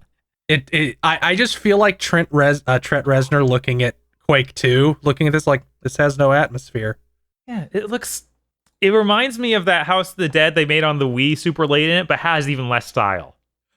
The fucking knockoff House of the Dead games and some of the later Yakuza ones that use the models from the zombie one on PS3 look better than this. Yeah. It's the weird fake one they made. It's baffling why they let this happen. Just release the game. The game is fine as is. You are making it actively worse by doing this. it does look a little shitty, but I'm gonna go ahead and say, I would never describe the House of the Dead as art. So yeah, that's they something. can't hurt. They can't do anything as heinous as what they did to Panzer Dragoon. Right. I'm just gonna say it, and this is the cruelest thing I can say about this. It looks like fucking Yaiba. It does have a strong Yaiba energy, but with way higher end graphics tools. So you're not wrong. You're not wrong. Like the UI especially reeks of Yaiba to me. Also, I think it's really horseshit to put images like this up on the Switch, like on Nintendo's page. There's no way it's shipping and looking like this, given how their last game looked. Yeah, no, that's impossible. Oh well, whatever. We'll cross that road when we get there. Right. Yeah, I guess they've been working on this for a while. I remember like forever ago they announced this in a press release, like 1 and 2. Yeah. Yep. Ender Lilies, that game I played for the podcast a few weeks back, is now leaving early access on PC and also coming to Switch on June 22nd. Okay. So it adds like basically another 5 levels, which it only has 3 in the demo. So definitely that's like the game at that point. Demo or early access? Early access. Okay. I think they call it early access demo. Okay. Yeah. Then it's hitting PlayStation on July 7th or July 6th. So it's only like a month or not even a month later. Mm-hmm. And then Xbox sometime. Okay. Cool. So yeah, very cool. Coming to the everything. Very excited to play that. Glad it's not stuck on the Switch or something dumb. Mm-hmm. And this one was the craziest thing there, I think. Yeah, I nearly shit my pants. Yeah, absolutely. I was co-hosting fucking Gil's stream, and somebody came in and they're like, "Dan, did you hear?" And I'm like, "No, that's not real." A new Getsu Fumaden, Undying Moon. It's roguelite, and there are multiple characters, and the art style is really cool looking. That's incredible. Yeah. For anyone who has absolutely no idea what Getsu Fumaden is, please go watch our Castlemania video on it. That game was really impressive, really cool. That was our first time even seeing it. You can just see us like completely lose it over how cool the game is all throughout that video. It made me feel smarter when people were like, hey, it's this thing. I guess it's some new Konami thing they're making. I'm like, I know things because I watched GigaBoots. I'm a sophisticated gamer. I'm Winston cigarettes. He's got a cigar in one hand and a cheer wine in the other, wearing like a fancy jacket. You made me feel special. I wonder if they're going to have that weird overworld mode. I doubt it. I'm really interested in this. I'll be getting it as soon as it hits early access. Yeah, because it's hitting early access Steam in May, and then next year is coming out fully on Switch. That's cool. I'm glad. So, and this isn't being developed by Konami. It's being developed by a studio called Guru Guru. Guru Guru. Did support on Kakarot. Huh. That's interesting. Which makes me think maybe they're willing to just farm this shit out now. Yeah, it seems like that's the phase we're reaching with Konami. Good. Yeah. Yeah, make things, please. Throw it many at IP. anyone who wants something. Yeah, I mean, like, you remember when we were talking about the possibility of PlayStation buying Konami, that I was literally like, this is the only acquisition I'm okay with in the industry because they have so many IPs they're not doing anything with. Like, Konami's the worst company about this. They literally do nothing. It's not like Capcom or, like, you know how Pikmin Sitting fans on are gold. like, Nintendo didn't put out a Pikmin in the last few years. It's like Konami hasn't put out a Castlevania in like 13. But we keep getting Netflix shows. Great. God. As long as it's not games. That seems to be where they've been so far, because most things have a faster roadmap than games, I guess. You know, easier to license out shows and things. Mm-hmm. Just hey, like, Dan, what's up? Have it, please. we have big breaking news. Okay. Bloomberg Japan's reporting multiple parties are actively looking to buy Square Enix. That's interesting. What? Yeah, that just popped up like 20 minutes ago. I wonder why and who.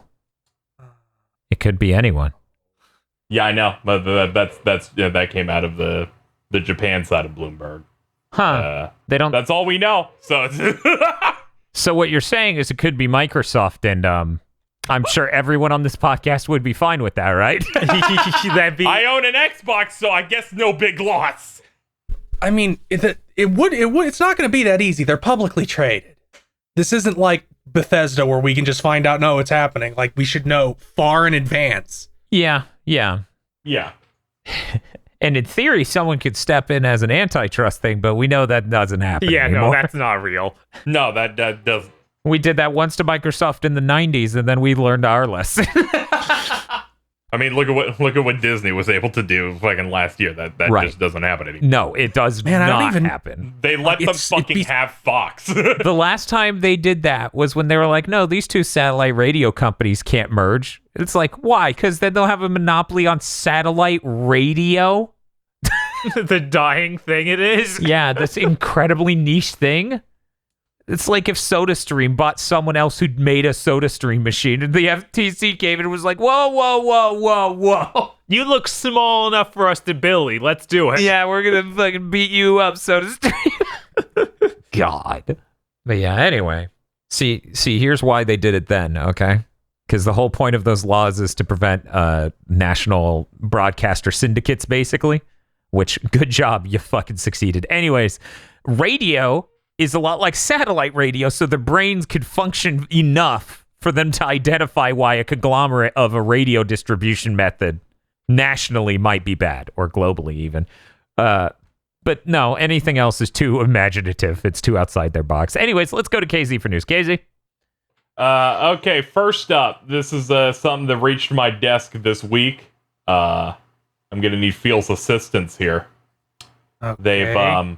They've recently posted a summary, a promotional summary for the Borderlands movie, and I wanted you to read it. Okay, give it to me. There you go. What the fuck? Give us an idea of what this movie's gonna be like.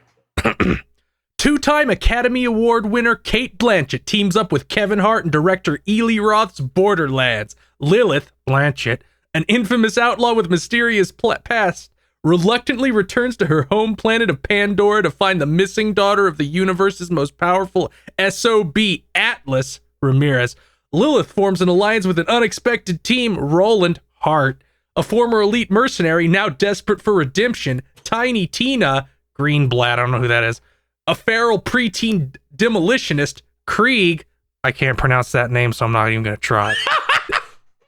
Tina's muscle-bound, rhetorically challenged protector, Tanis Curtis, the scientist with a tenuous grip on sanity, and Claptrap Black, a Jack persistently wise-ass robot. These unlikely heroes must battle alien monsters and dangerous bandits to find and protect the missing girl who may hold the key to unimaginable power. The fate of the universe could be in their hands, but they'll be fighting for something more. Each other.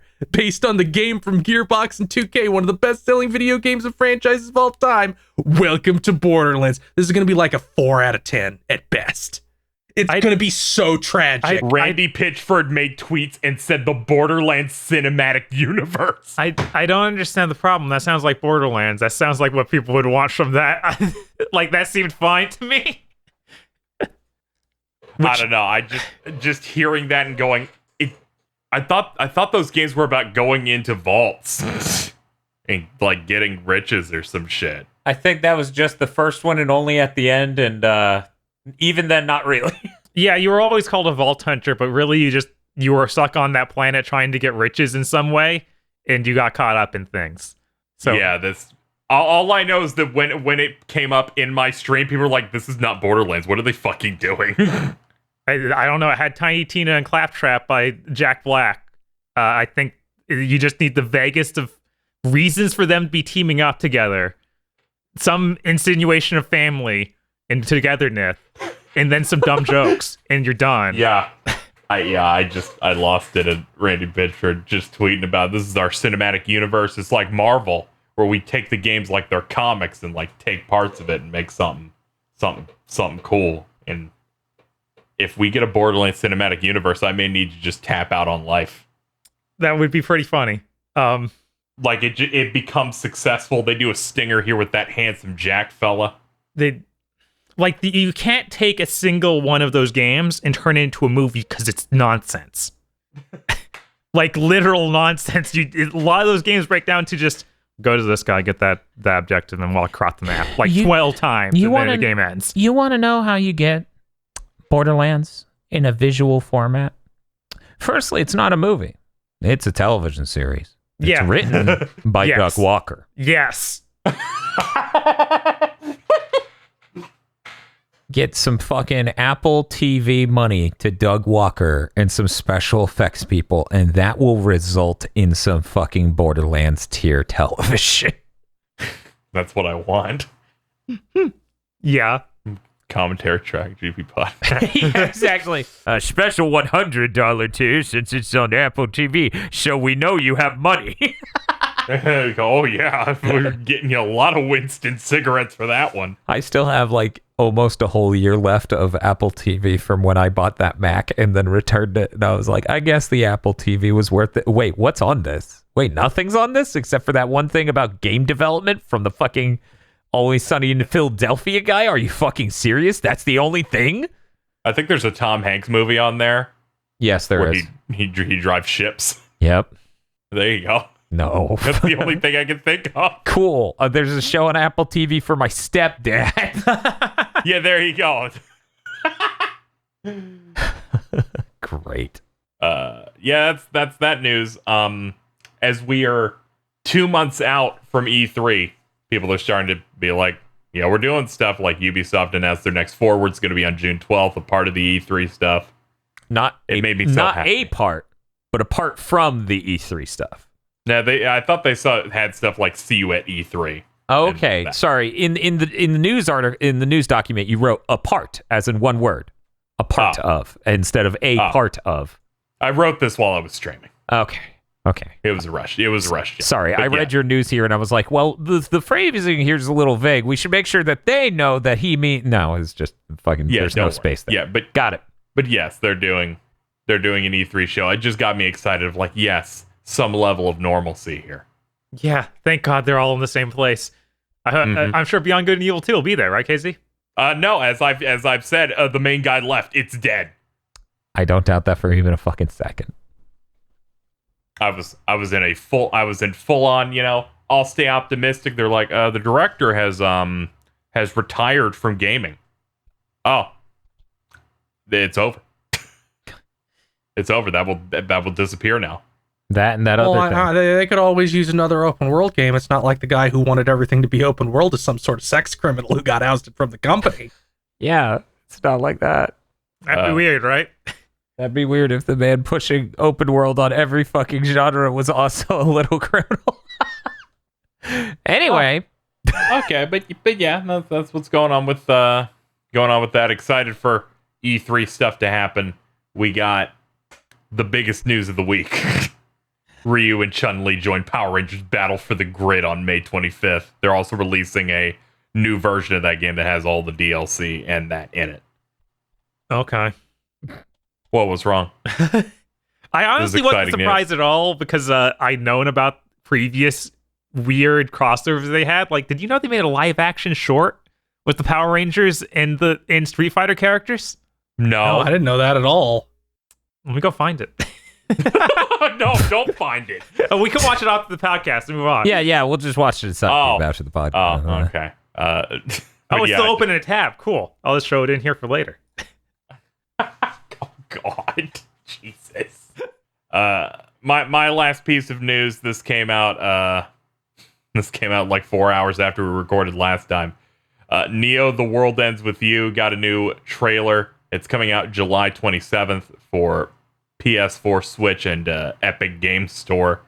New trailer looked cool. They showed more like press stuff of like all the characters that they have in there, some of the combat systems and story and stuff. Yeah, it looks great. Really excited for that one. Yeah, cool that it's so soon. Yeah. Syncing it up with the end of that anime that's running. That I watched the first episode of. Oh boy. You can tell they were given 12 episodes where I'm like, we need to slow down. And they're like, no, we don't. Oh, okay. Yeah, that's where I was like, they burned through like the first 3 days. I imagine it'll slow down for a couple of chunks, but here they really kind of like throw a lot at you. The animation quality though was dope. I actually really like the look of the show, and some of the use of CG for like enemies and stuff. Real unfortunate that the drummer as a part of the opening got arrested a day before that anime came out, so they had to rip the intro theme out. God. Yeah. At the last minute. So they have this really nice action sequence where it just plays one of the game's tracks, and I'm like, Oh. I'm pretty sure the opening theme, and then someone just posted an early premiere they had, and I'm like, God, this works so much better. At least the original version got out in some way, because I was super curious, and I was like, oh, that's just gone forever. Yeah, because they did like an early premiere for like fans they could like get in like a few weeks ago, so that had it. So people just like posted like streamable links to it.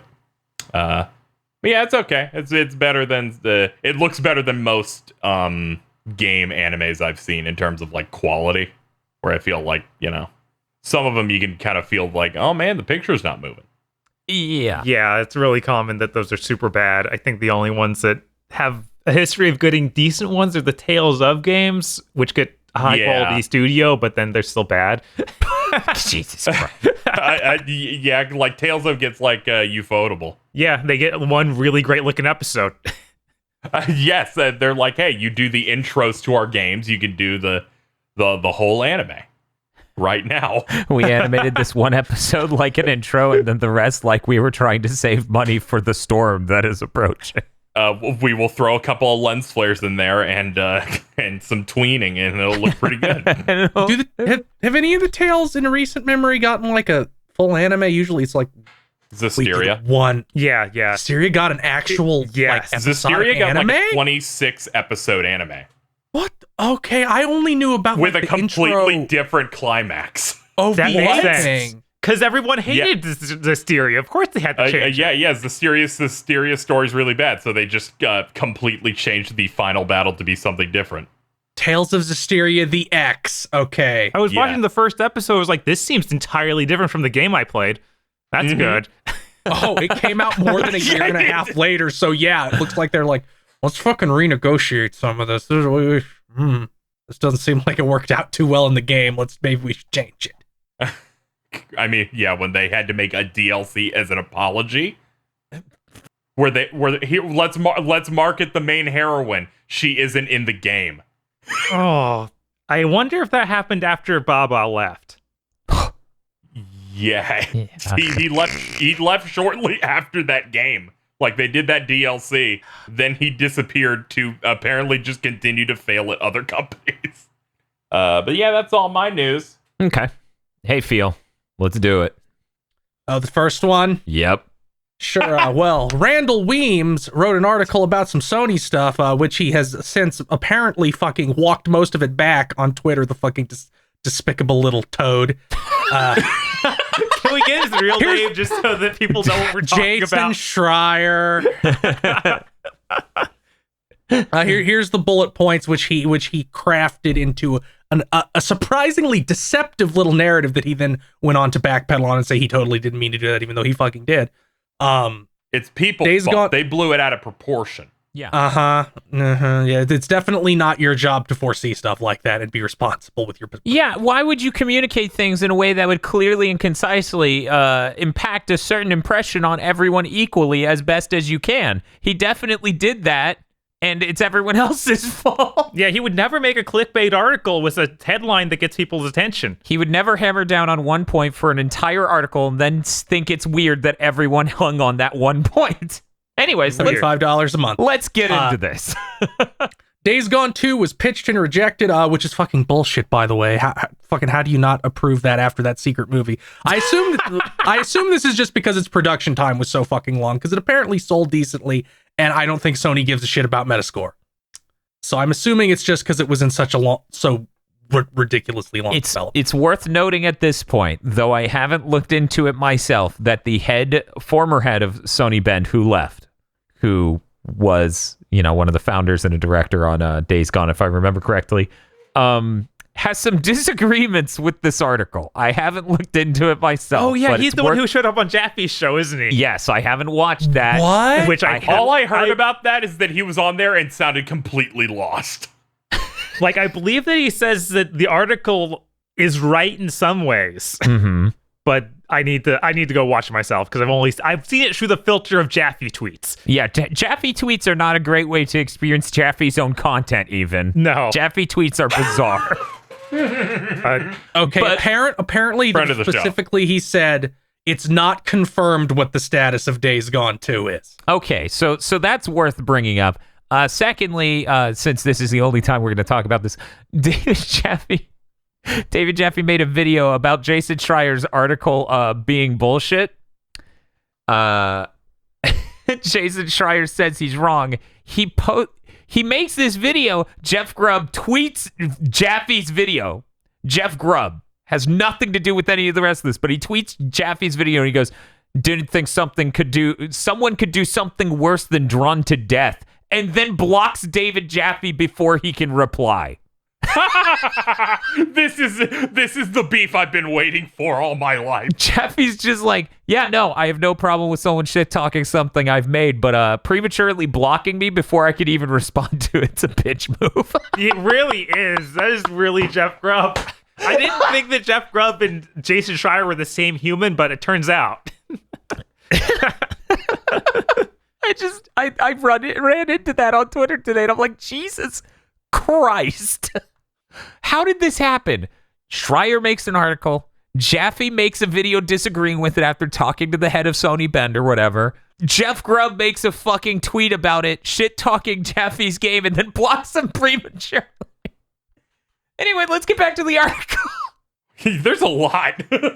Apparently Sony's working on a remake of The Last of Us 1, which may or may not come out. Yes. I think it's definitely worth talking about exactly how this goes on, and I can do that succinctly for this part. Mm-hmm. If people remember last year, or the very beginning of this year, I believe it was last year, I talked about somebody from Sony Visual Arts Group who tried to get a game development started over there after trying to pitch television shows that would be interstitials in game franchises. So between Horizon 1 and Horizon 2, they would take the engine, the assets, and make a televised series for Netflix or whatever. That didn't take off. They then went to go do original game development, I guess, and the first thing they pitched was Uncharted 1. And it didn't take off the ground at all. And for people who don't know who Sony Visual Arts Group is, they literally do the cutscenes for Spider-Man, for God of War, for everything. They do our assets to help them. And for the end of Last of Us Part 2, they were brought in to help finish that game because that game was struggling. So anyway, they try to get a game off the ground. They try to remake Uncharted 1, but then they say, hey, that's going to outstrip what we're really capable of here because we feel like you have to retool Uncharted 1 a lot and you have to redo these graphics. That's not a good idea. So then they start on remaking The Last of Us 1, and they say in this story, Schreier does, that Herman Hulst visits the studio after they take over because most of this occurs before the Jim Ryan Herman Hulst era. Hulst visits the studio, checks it out, looks at the project, and is just bewildered at the budget estimates, as they currently have like 30 people working on, the prototyping and the pre-dev, right? And he says it doesn't really make a whole lot of sense to spend this much money on The Last of Us 1 being remade. And they go, well, to explain it, we need to modernize the gameplay and also get the graphics fidelity up to PS5 standards. And the budget estimates were higher than any other remake they did, which includes Demon's Souls, which is insane. Yeah, it's insane. I guess if they're trying to modernize it, like you look at like Demon's Souls. Yeah. And that's just the PS3 game with amazing graphics layered on top of it and like sound and stuff. So I guess the budget would go up if they're remaking everything. Yeah, plus there's more assets in The Last of Us by a fucking country mile than Demon's Souls, but it's still, you're going through all the seasons in that. Right, and you're doing that giant road trip, and it's kind of insane to just be like, you were going to spend that much money to remaster a game that when you started pitching this wasn't even 7 years old. Yeah, it's the most unneeded remaster ever. Like, the gameplay, what would it be updated with? It wouldn't, it's hard to imagine it being that much different, because Last of Us 2 is so much like 1. Yeah. Yeah. It would literally be visual upgrades to the gameplay. That the original game got a patch 6 months ago. Like they slashed load times and stuff in like a patch before the PS5 came out. So Hulst seems uncertain of this project. gets people from Naughty Dog to start assisting with it, though, and eventually gives more control over to Naughty Dog. This article paints that as a terrible thing, which is confusing to me because Naughty Dog's the original developers of The Last of Us. Right? They made it, and it also makes sense because, Schreier said more stuff about this where it's like they're finishing up what they're working on, and they have people on staff that have nothing to do because they're, thinking about their next game and doing pre-production. There's hundreds of artists that could do something. Right. So it's like, hey, assist on this remake. That makes sense. He said this like afterward when people were like, no, when they were blowing things out of proportion. Yeah. When you think about it, it's like, yeah, Naughty Dog's a full studio. They just finished a game. God knows they have a lot of labor sitting around. So it makes sense that once you throw the excess labor at Naughty Dog, not really working on a game, onto this The Last of Us remaster, which is an insanely bad idea just for anyone who thinks I'm pro this. Yes. It makes sense that, yeah, you only had 30 people at Visual Arts Group, Sony Visual Group or whatever, working on it. And you now have what is probably 100 plus people from Naughty Dog working on it. Yeah, Naughty Dog's going to be a little bit more in control slowly. There's going to be management creep over there for sure. And the part of this that's the most bizarre part is how this is painted as a terrible thing, robbing them of their freedom. And it's like, they're a studio that for 11 years. Yes, 11 years at a bare minimum, 12 total. But their first shipped game that Sony Visual Groups worked with Sony on, I believe, was Resistance 2. 12 years they have been working to make cutscenes and assets for all these Sony AAA things, and it's been going really well. Like, Spider-Man's amazing. All these other things are amazing. Having a group, having a studio specialize in this one thing, this one aspect of game development makes perfect sense. For them to lose authority over a remake they started of a studio that still can make that remake is so weird, because it would be like, yeah, it's a real tragedy, you guys. This other studio Capcom works with occasionally was remaking Mega Man X4, and then the original team got their hands on it. It's terrible. Dan, what's up? I'm getting upset and confused here with the way they're like they took away their freedom. Now I can understand, like, they brought this team in and they're making a new Uncharted game.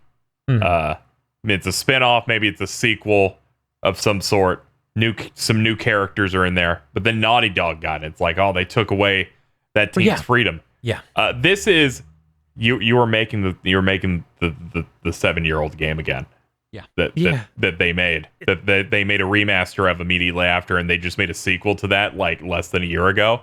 What freedom did you have? The freedom to just do the same thing? Right. And it's baffling. It's like, why would you pitch these? I guess because they're the studio that makes the videos, so they're like, oh, well, we want something narrative like this, but we don't have the budget to make a brand new one of those. But then we pitched Last of Us as remaking all of it and gameplay and everything. So it's very confusing. So they wanted to pitch something that was easy to greenlight. And so remaking the very popular thing is easy to greenlight in a very corporate structure. Right. Now, keep in mind, especially now that they're doing a show. Right, exactly. The HBO show, which is very relevant to the notoriety of The Last of Us. You know, people may watch the show and then want to play the original, but a good version, because old games are bad. But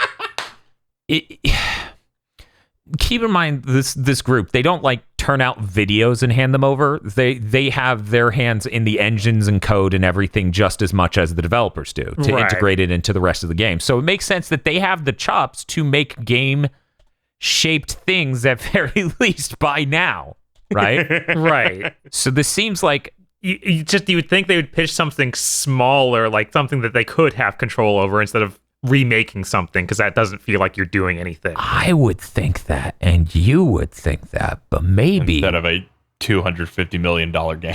Right. Maybe within the confines of Sony, this was a sure strategy, but I don't know. Yeah, it seems insane. It seems insane and like an insanely bad idea. So then we get to the Sony Ben part of the story. By the way, to Casey's analog a moment ago, right? If Golden Abyss, the Vita, Uncharted was being made by Sony Bend, and in the last 8 months of development, Naughty Dog came in and put a giant stamp on it that said Naughty Dog's Uncharted Golden Abyss. Yeah. I would be fucking livid. Naughty Dogs. It's like AMC's The Walking Dead. Yes! I would be absolutely livid. And that's the distinction here. That's a new creative thing in a franchise being made by someone versus a remaster of a game being handed back to the original people who made that. Because there are plenty of people who worked on The Last of Us 1 who still work there in like director positions or team lead positions and stuff. So it makes sense that there would be people there who still worked on that. Anyways, let's get to the part of the story that is interesting and worthwhile, I think. It's the Sony Bend end of this, where The Last of Us 2, it's finishing its multiplayer, right? Or it's finishing being launched. And apparently Sony Bend was assigned to do the multiplayer for it. Or help with, at least. I forget if it specifically says make or help with. I can't make entirely. I think the article phrases it as help with, but I'm willing to bet during the development of The Last of Us 2, after Days Gone 2 allegedly, seemingly gets passed on, they're told to help with this, so their whole studio is just sitting around and trying to help with that. The Last of Us isn't even made on Unreal Engine 4, and their whole studio just built an entire game on that. That feels so bad. To just be like, no, you can't make more of your game on this engine that you trained on, that you have all these tools for. You have to go make that.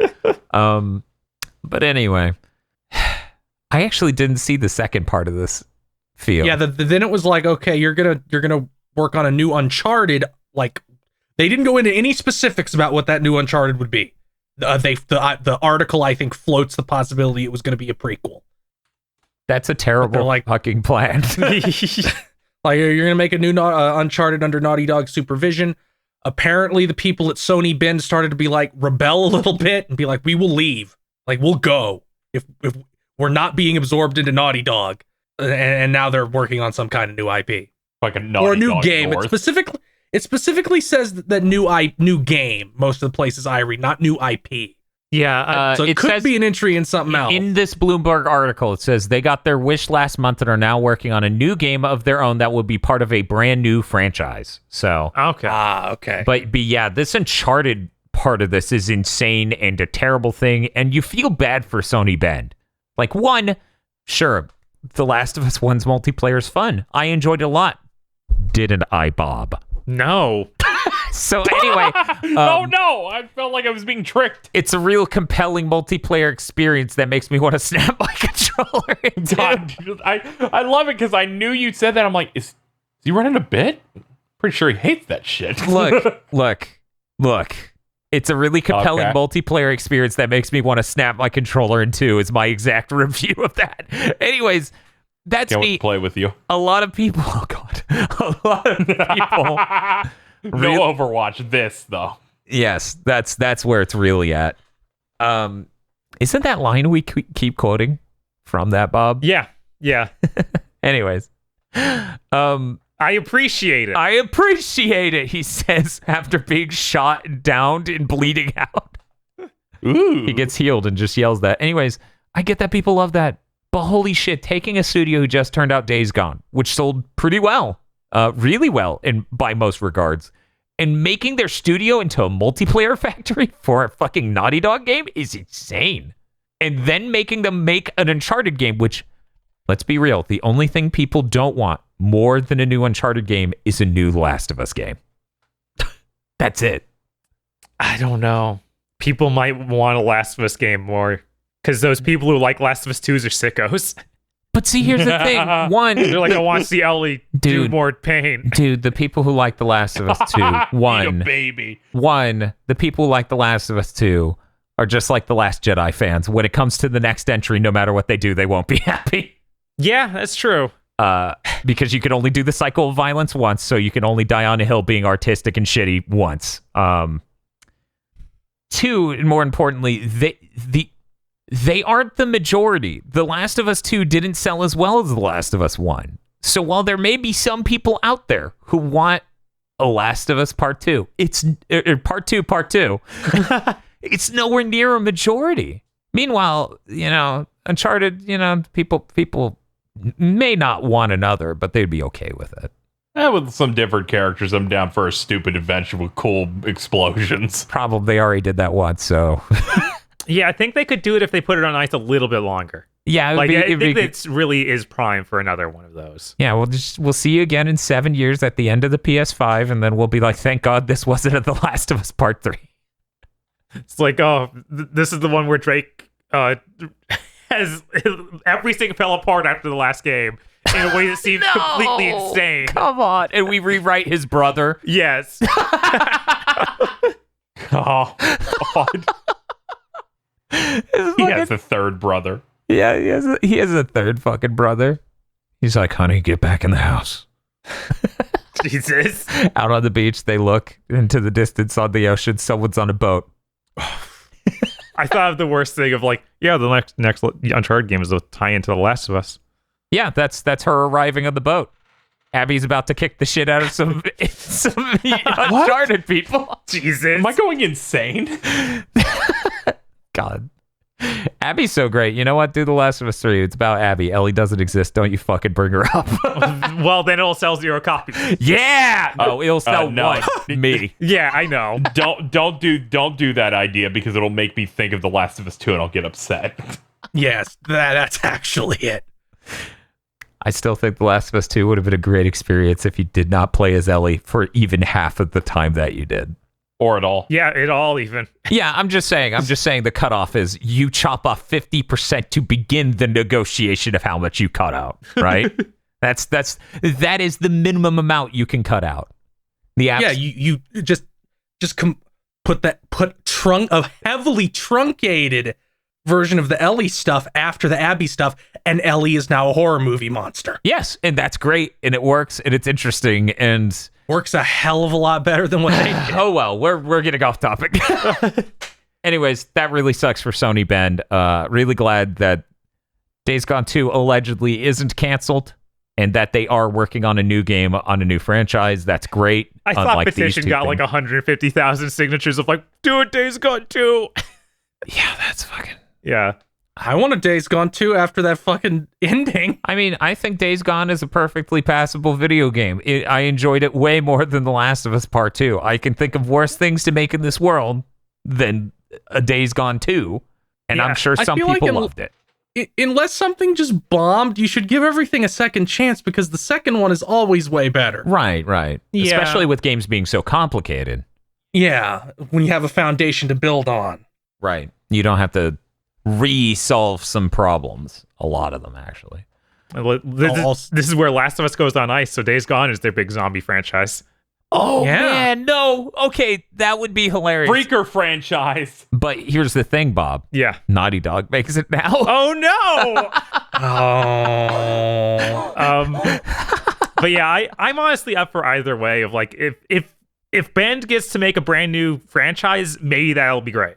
Because let's face it, you can move over a ton of work you've done on making a good open world and put that into any other genre that's not zombies in the woods, and it'll be better. I mean, yeah, you saw Ghost of Tsushima, and he fucking moves on trees like fucking Delson from fucking the Infamous. So like, and so it's obvious you could take some of the shit to other games, other IPs, other ideas, and make them open world. And yeah, I believe in that studio now more than most of their run. And they spent a lot of time in the PSP mines making some siphon filters. Yeah, they did. I want to believe those PS1 siphon filters are good, but I have no idea. Yeah, I have no idea. I saw, what was it, Grunt Guru playing a siphon filter on a Twitch, and I was like, oh no. It looks as bad as I feared. But we'll have to give it a chance sometime. We do. This isn't related to The Rest of Us, but Days Gone is coming to PC May 18th. Cool. Neat.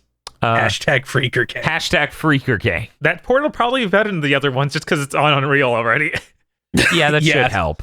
You would hope. Right. You would hope. But this was a wonderful article that was put out by Randall, in which it painted a picture that Sony only wants to do big blockbusters now and has abandoned indies, despite the fact their first big show was 60% indies. And then he followed up going, no, none of that was true. I that narrative I projected why are people was just acting made like up. that? This is fucking ridiculous. It's Just ridiculous. look at the article. It's titled "Sony's Obsession with Blockbusters is Stirring Unrest Within the PlayStation Empire." Where are you getting this narrative, Casey? What obsession? what? I don't know where I'm getting this narrative here. God, I was like, it's the title of the article, right? I'm not going crazy, am I? Yeah, I know. How do you make that the title of the article and like push us near that from a company that forced me to look at a trailer for Goodbye Volcano High? Yeah, that's like, why would you, like, the fact they even... And Oddworld. And everyone believed it. Like, this was a whole week of people being like, oh man, Sony's bad now. Yeah, every stream we did for the next 3 days, people would just show up and be like, "Oh, you hear about how Jim Ryan ruined everything?" And I'm like, 1, Jim Ryan wasn't even there for most of the decisions that article's about. 2, that article's insanely dumb. Everyone's a fucking goldfish. They missed like that Oddworld game, Bug Snacks. No. I wouldn't say Returnal is a blockbuster. No. They're pretending it should be priced like one, but Yeah, it's definitely not a blockbuster. That's a fucking mistake. Clearly, they're spending some money on Returnal, but $70 is a big ask. And fucking Sackboy and everything. It's just like, it's those people that say every Sony game is a third-person game that looks and plays exactly the same. Yes. And I'm like, stop. Yeah, it's people who haven't engaged with Sony AAA anytime since the PS3. They just put out Astro as well. Like, people are super upset about the Japan studio stuff. So they want other reasons to be angry at Sony. So he puts out this article that's basically fire for that. Yeah. Just like more fuel. Yeah. Yeah, I mean, obviously. It comes out at the same exact time and is clearly done like that. Yeah. And it works. Yeah, absolutely. But, he totally didn't steer people towards believing Sony. Articles this week were just so bad. There's no slanter narrative. Jeff Grubb's like, they need to make a better narrative over there. Jim Ryan's not making a good narrative about the games. He's like, oh, geez. I guess they could spend more time weaving some tapestries about the narrative about their games if they weren't shipping so fucking many compared to their competition. Yeah, but there's no soul in it, is basically what that article was about. Where it's like, Sean Layden talked about Bib Ribbon at a conference once, and Jim Ryan wouldn't do that, so the narrative's bad now. Okay. Ignore that Jim Ryan hasn't even been, like... He hasn't been put out in front of an audience because they haven't had an E3 show. Right. He did CES, true. And that was it. Yeah. And that was clearly not a PlayStation show. Yeah, that's fucking stupid. Yeah, we need to do the stupid roundup, so I need to remember that fucking Jeff Grubb article. Yeah, that's fair. So Sony put $2 million more into Epic, $200 million more into Epic, so now they've invested $450 million. This seems like a sure move. Hopefully nothing absolutely tragic comes out of this. They have one of the most popular... What could happen? I mean, they have one of the most popular game development engines in the world, but it's no surprise that most of their money is actually coming from Fortnite. Right. So if this money is going into the development of Fortnite, and then Fortnite contracts, because inevitably it will. It will. That's a concern. But I think that amount of money at this point makes sense. Well, obviously that was the check to get Aloy in. Oh, yeah, Aloy? I was saying Aloy got in. Yeah, fucking... I'm sure that's all it was about. Someone out there believes that. I know! That's what makes it funny! We could make a whole nother Horizon with this much money, but we're going to pay you $200 million to get her in the game. Someone out there actually believes that. Jesus Christ. Well, you're going to look real stupid when Spectre from Ape Escape shows up, and at the same time, Sony giving them $450 million. Do you think Capcom gave them $400 million to get Chun-Li and Ryu in? Yeah, absolutely. Yeah, definitely. That's what I thought. I can see all the money in Chun-Li's massive fucking ass. But Casey, let's be real. Spectre's such a good character. Epic's begging them, and Sony says, "No, we hate fun." Yes. By the way, Spectre will be human shaped. No. Well, you're right. No. They hate fun. There hasn't been a new Jack or Ape Escape, so I have to agree with you. They did that really great Fourth Sly game. I'm imagining a version of Spike that looks like the Knack 2 version of the humans. Oh no! He has like thick Scorsese eyebrows. Yes. Jesus. Voiced by Troy Baker. I take that. It'll finally come time for these apes to escape. Yeah, Spike is now the jaded old man. Yep. Oh my god. Well, yeah. No, see, Spike would be Baki now. It would be that exact voice. Yes. Yes, it would. Holy shit. He just sounds like vaguely Troy Baker as Sasuke, like Baki. Jesus. Okay, we gotta finish the news. Okay, Sonic Colors Remastered was discovered in the portfolio of a German voiceover studio and has since been discovered in the retail listings of a French retailer. We don't know if these were independent of each other or if it got added to the French retailer's listings as a result of the German voiceover studio thing being found. Good. Sonic Colors, get it remastered, get it running at 60, get it on anything but the Wii. Thank you. Yeah. Now I'm going to say this here so I can't ever back out of it. Sure. If they make every 3D mainline 3D Sonic, that doesn't include the fucking storybook games, fuck those. Yes. But if they make every mainline one available on modern platforms, and that can include Xbox back compat, I'll do a mainline Sonic marathon. Cool. It'll never happen, but I really hope it does. I think you're safe thanks to Sonic 2006. You know what? I don't know. They could be like, sure, we put it on Xbox back compat. We got Blue Point to make it. Oh, that'd be good. I don't think that'll They're happen. like, we want to keep the integrity of the gameplay of Sonic 2006, but it'll look really good. So you get a 4K ray trace dude going, hey. You get the fucking studio head over at Blue Point just being like, so we wanted it to match the original gameplay mechanics, so we had to re-motion cap the animations, so we gave this guy giant shoes to walk around in. Jesus. Oh no. I want to see their version of Sonic Man, though. I don't need Blue Point Eggman. It's gotta be great. Get the realistic Eggman. Mm-hmm. You know, Blue Point said they want to get more into actually expanding on a game they work on and like maybe changing things. So Sonic 06 would really be a good testing ground for that. I believe Sonic 06 is what they call a fixer-upper. Yeah. No, that needs to be exactly the same. That needs to be kept exactly the same as a academic record. Yeah, like a 4K film scan. No color correction. Yes. Just how it was. Jesus. Look at all her pores. No color correction. Somehow people end up photoshopping smirks onto war crime victims in those. Okay, next news. Nier Automata is finally getting a fucking patch to make it run better on PC. All it took was they say they're doing an upgrade patch. It'd be pretty pathetic if they didn't just steal the community fix. Yeah, because all it took was everybody cyberbullying them over the Game Pass version being better, which wasn't even true according to Digital Foundry. Yeah, so they're like, here's the Game Pass patch, and it's still just as bad. So really, no. They announced a update patch being in development by someone different. I love the concept that everyone was like, why don't you give us a good Game Pass version? And everyone at Square's just sweating blood trying to figure out what the fuck that means. I think the Game Pass version has HDR, and that's the only notable change. I think that it can run in HDR, but I don't know if it actually has proper HDR mapping. Yeah, that's true. But according to Digital Foundry, it runs exactly the same. It has all the exact same problems. Except for you can't mod it to fix it. Yes. Yeah, according to that video, the same was true with The Evil Within that they said was better. So apparently that entire weird narrative was just wrong. Weird.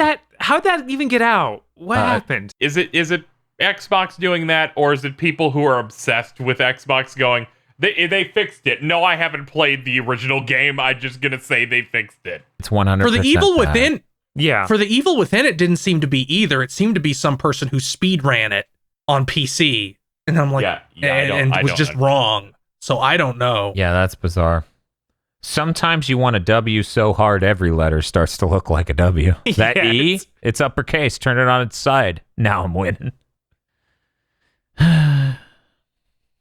So BioWare published a trailer and page detailing the Mass Effect Legendary Collection and all the changes they made to make the game look worse. They added a slider. They did that thing that some things do now with the comparisons where you can pull the slider left and you can pull the slider right, and one side of it is the the old version and one side of the new version. And in addition to all the lighting being fucked up, which seems to be just par for the course for these, where it's like, and it's really bad in this one. It's like these guys are cloaked in shadow. Pull it to the new side. They're evenly lit like a TV set. Yeah, it's like a sitcom lighting. God damn it! Why is it always like this? I think it's really funny this time. Mass Effect already looks just really, really, really bad. Like it looks like a 360 game. Sorry. It is like it looks like Halo 2. That's what I was like. There's something about the lighting that makes me think Halo 2, not a 360 title. Okay. I'm gonna post this comparison screenshot where all that happened is one, they made her tits pop out more. Okay. And two, which by the way is funny considering they had the whole thing where we removed all the butt shots, but here's her titties. And she seems to be covered in a thin veil of oil. Yeah. Oh no. Yeah, it's something, What? man. She's just really shiny now. Yeah. It's so weird. Man, They also seem to have fundamentally changed the shape of everyone's faces because everybody was made, all the humans were like made with the character creator, or at least had that look to them, so they had like a very consistent look. And it seems like they like fucked with it, so now everybody looks slightly off. This is terrible. I don't want to play this. It looks like it's even more pronouncing the weird line there is between her face model that's from the human character creator and then the weird tentacle head she has. It's like, oh no, her face model isn't from the character creator. Your party members are custom modeled after people. Okay, it's just like there's all that the NPCs are clear cut thing that does not look right and just looks like it's been photoshopped onto her head. Like you're talking about her all of them tentacle have, hairline. I think. Yeah, her fake hairline. I have to assume that there was like, well, we cannot make it look less obvious. What do? We make it a feature that all of them have. Yeah, it's like it looks like bad makeup. Why'd you make it look like that? This looks. I think in Mass Effect 1, before they decided to pretend this was like prestige television, the whole gimmick was like it's goofy, kind of like TOS, Star Trek. Yeah. Which is why we have a whole race of hot blue alien ladies who can procreate with any other species. And then EA bought them and was like, you have to be The Walking Dead now. Here's a crossover advertisement with The Walking Dead that's insane. The larger differences I'm seeing between the lighting here is that the lighting on her face was a lot softer before, which looked a lot better, and now it's just shiny and hyper contrasted. Like if you look at her cheeks next to her nose and the tip of her nose, in the remastered version, she loses saturation there. That's really weird. It makes it look pale. Yeah. She's covered in oil now. And the studio light's right next to her face. Or she's just losing blood flow through her nose and cheeks and chin. I don't. This sucks. Yeah, no, it's. Also, yes, the suit being vacuum sealed to her under boob is very bizarre. Yeah, I saw you put that on Twitter, and it's like, yeah, that's really weird. And then people in the comments were like, "What are you talking about? That seems normal." It's like, what the fuck are you talking about? Look at the left. Yeah, this isn't hard.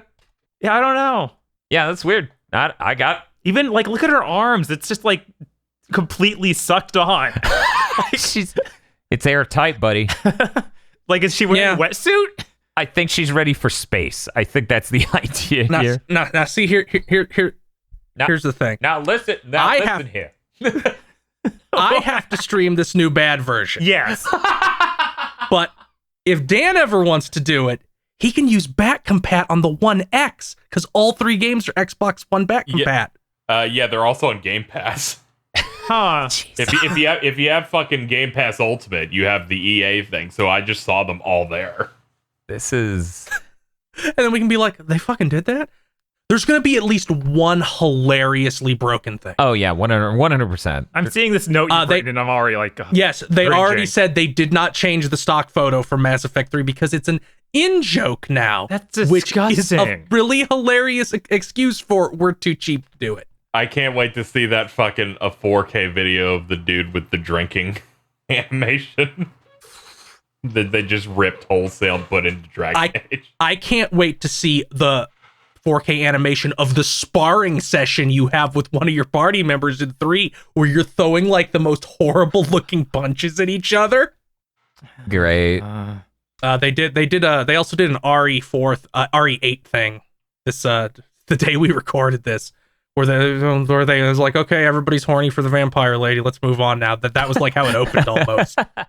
Yes. It'll be really was funny very if she funny. dies in the first half of the game unceremoniously. Oh, people will be living. Yes. That almost feels like it has to happen. It's like, this is bullshit. You told us what her underwear's color is and her shoe size.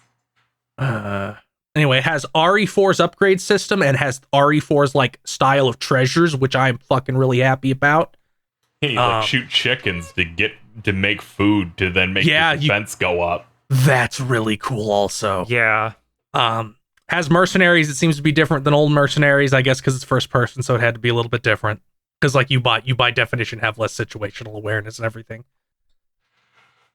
Also, we don't know if it has multiplayer yet. It might not, which it would be funny if it does, because then Reverse just has no reason to exist whatsoever. Right. Yeah, I think it's cool because I wasn't expecting any other mode besides the campaign for this because of Reverse, so seeing mercenaries at all was kind of a shock. Yeah, that mercenary thing seems really cool. Hopefully it's all good. Are you excited to play the game at ray traced 4K at 45 frames per second? Depends. No, Is variable refresh rate in the fucking console by then? On your Xbox? I meant on my PS5 where it will run better and everyone will still act confused. Oh, I really okay. hope that they do that variable refresh rate soon. They're doing demos as well that are psychotic. Yeah, it's like 8 hours. It's available for 8 hours and it's 30 minutes long on this day and this day. All I can think about is the most consistently powerful console. The Series X locks a perfect 45 the whole time, no fluctuating. Hold the ground. This is ideal, actually. We call this a third buffered. So RE4 is being ported to Oculus Quest 2. You can apparently dual wield a pistol and your knife because that was shown in the screenshot. Also, it should somebody manually typewriting using the typewriter. Yes. Yeah, I'm very excited for this to come to anything else, namely the PlayStation 1, whenever that thing gets announced. Or Yeah, the gets released. PSVR, yeah. God, VR2. What do you mean the PlayStation 1? Yeah, he's waiting for it to come to the PlayStation 1. Yes. Bob, they already made that. It's called Gun Survivor. Where's that dead aim? 1 second. Shit. And lastly, Resident Evil is getting a Dead by Daylight collab, and we're going to do gamer premonitions right now. Oh, no. Is it going to be Nemesis or Mr. X, Bob? They didn't. You can also pick neither if you want. It was like they didn't say anything precise about it. They were super vague. No, they did the Dead by Daylight Cross RE collab, but I think every other time it's been a monster. Right, but I'm Like saying they didn't say like a specific entry or anything to hint at an entry they would be using. Nope. I think we're getting Vampire Lady. Dan? We're getting Joe Baker. So funny. Crazy. Yeah, but I was the same way. I had to look it up. Jack Baker, the one that just busts out of the walls, because Joe Baker, I think, is the robot arm guy. Joe Baker he's is power good guy. glove guy. Yeah. Okay, yeah, you won't be So that. Jack Baker, sorry. We had the conversation earlier, and I thought. He feels like he fits more in that. And I'm gonna go with Nemesis because just he's like the most notable one, and that feels like the one you do. It's really funny for him to be the most notable one when he's, in 3, which originally didn't sell well at all. They could. But then he was in the movies, and He he was in the remake, and then he's in Marvel One of vs. those movies Capcom I've 3. Yep. Didn't they make a Silent Hill map for that game? I don't know. I don't play. I think they so. did do Pyramid Head, I think, at some point. They put Pyramid Head. They did Pyramid Head Head. Heather. As I used to call they him did. Triangle They Fucker. did. Yeah. Silent Hill Realm. So if they want to do that, then it will probably be the Raccoon City Police Station with Mr. X. Yeah. Like that would make the that'll- most sense. Yeah. It'll be really. or it doesn't make sense in That's right. police station with the vampire lady or Nemesis. Yes. I mean, I would love it if it was a Raccoon PD with fucking Jack Baker. Hell yes. This will be really funny when it comes out, and it turns out that unlike the Division 2, they didn't just find old cop costumes they had and slapped RPD on the side of their sleeve, and instead it's actually something they had to make. Oh, I'm sure it will be. Yeah, the Division 2. They sure did a crossover. Man. By the way, yes, Resident Evil Gun Survivor is the PS1 game. It was made by Tosei, the people I used in my one Armchair Devs pitch for, I believe it was the Tenchu one. Okay. So I think that's it for news. Is that right? That is right. That's it. Oh, Yeah. We also forgot to note that the RE4 port for Oculus Quest 2, which is a really high-end port, feels weird to call it that. That is clearly being made by Armature, which some people may know for working on iconic Vita Batman games. But people who aren't damaged will probably remember Armature for working on that one Mega Man X game that got canceled that looked raw as hell. Actual ship games they have done is, let's see, which is the specific one I'm looking for? Are you looking for Recore? I am looking for Recore, thank you. Okay. Just checking. Hey, they get their work. They need some work. They also worked on the Bayonetta and Vanquish 10th anniversary version and a bunch of HD ports to the Vita and stuff. Well, I guess really like 2. But yeah. Oh yeah, there was one other thing that wasn't in news. They showed a trailer for Shermie and King of Fighters 15, and I saw my timeline explode. It's never been the same. Her ass is so big. I've never seen her before. It's insane. Jesus Christ. I'm just typing some notes. I'm definitely not looking this up right now. You look at that trailer. I was stunned. I'm like, and it's not like it was like a weird trailer shot. I was just looking at her animations, and I'm like, why is her ass so big, SNK? There's a very good reason why, and I was like, holy moly. Street Fighter V has a character who kills people with her ass, and it is not as big as Shermie's ass. Jesus fucking Christ. I just started cackling at her super at the end of the trailer. It's all very nice. Has Shermie been in a 3D one? No. I feel like, yeah. Wait. No. She was in Gal whatever they did a few years ago. Yeah, she's in the SNK Heroines. I was going to say, like, I don't think I've ever seen her hairstyle in 3D. The weird, like, my eyes are covered completely by my hair thing. Yeah, it comes across better in 2D for sure. I mean, she looks like that one Pokemon. I can't remember the name of right now, but Ralts? I don't know if I was thinking of Ralts exactly, but maybe. Okay, because Ralts has kind of like a bowl cut. Yeah, doesn't show eyes. Ralts has a bit of a bowl cut. I think there was one different one I was thinking of, like a dragon type or something, but yeah, I'm trying. It's kind of in my head, but I'm fucked. Don't worry about it. They're 700 plus, they're 800 plus, 900 plus. They're going up by the second. Anyways, yeah. So Shermie's in the game. It's not horny at all. No, of course That's not. cool. You're right. Chris better be in there too. There's no way. There's no way he won't be. Who? Chris, he's the third member of that team. He's the third member of the new face team. They called it. Because there's no way you put the two of them in and not the third one. Man, the fucking phone she uses is just as big. Jesus fucking Christ, Phablet. Yeah, no, she just uses a fucking tablet. Yeah, the Phablet doesn't even begin to describe. Especially since her hands are I huge. think Yeah, they are. I think the Three Sacred Treasures team was also from the same one that they were from. So if they're a team again, it feels like they're doing a throwback to that, which is 2000.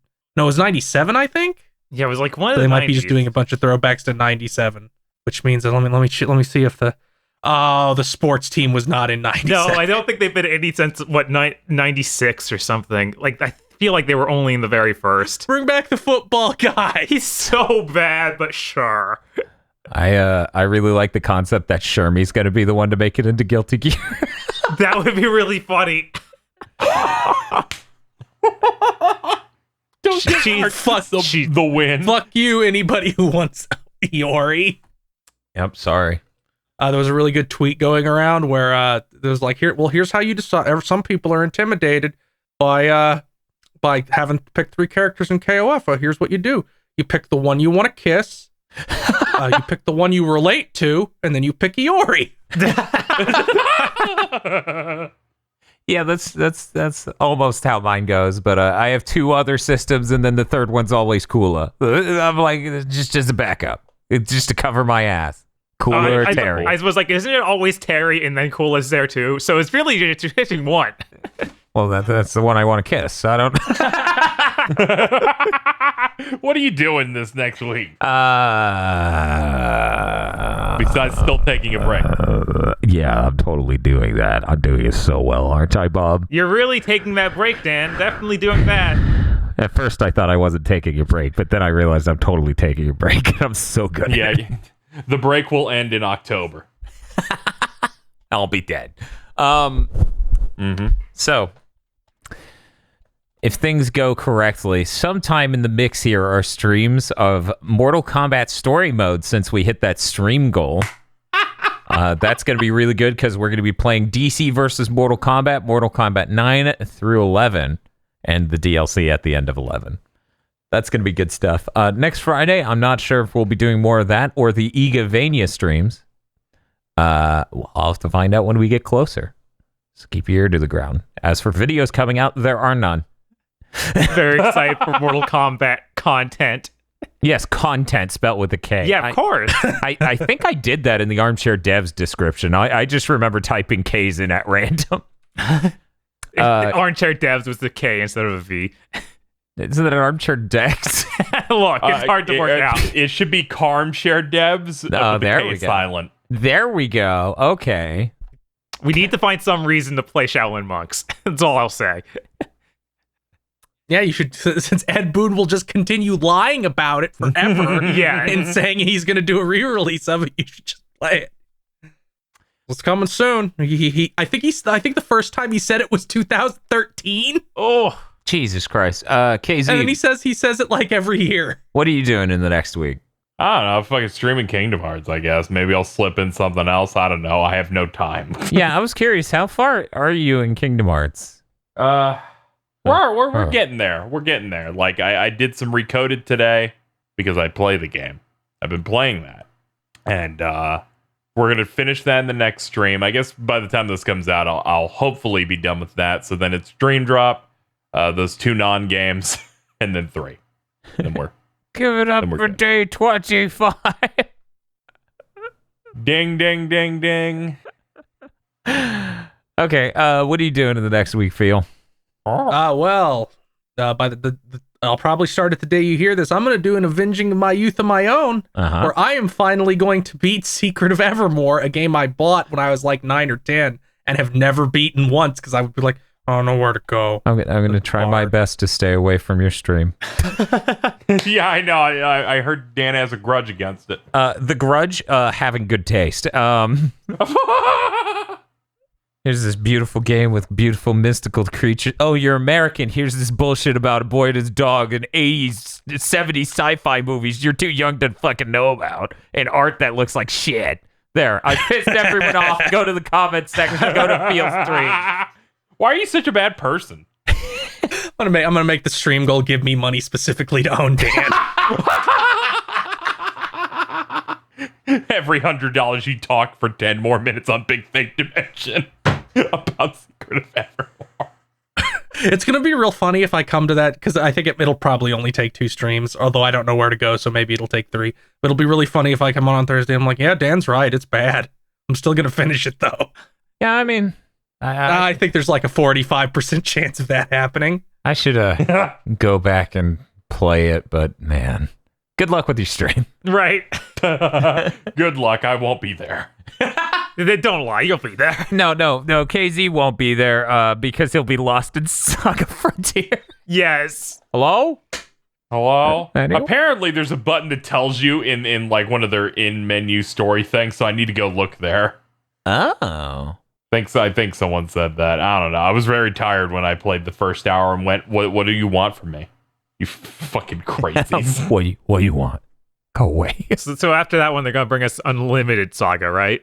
No, they're going to bring us that the PS2 Saga game. That's that. Oh. They should give us Saga Frontier 2. They should give us Saga Frontier 2 so everybody can see how they drew this fucking Joestar looking badass and then gave him the most dripless sprite ever. Look at this motherfucker. Look at this fucking badass treasure hunting Chad. Yeah, dude. Now look at the sprite they made for him. Yeah, fucking Joe. What? What? I mean that sprite. Look how bad it is. Jesus fucking what? He doesn't even wear a hat. Why is he wearing a hat in the sprite? There's a version of the art where he has a hat, but it's like a cool helmet. What the? And still isn't like that. That's upsetting. That thing up top looks like Jonathan Joestar or Joseph Joestar. It's so powerful. And then that. Thank you for listening to this episode of The Big Think Dimension. If you would like to support the GB Podcast Network, head on over to patreon.com/GB Podcast so that way you can get exclusive behind the scenes on stuff, other content. There's a lot of content. It's basically non-ending avalanche of content. So head on over there, become a $5 backer or a Podlord today.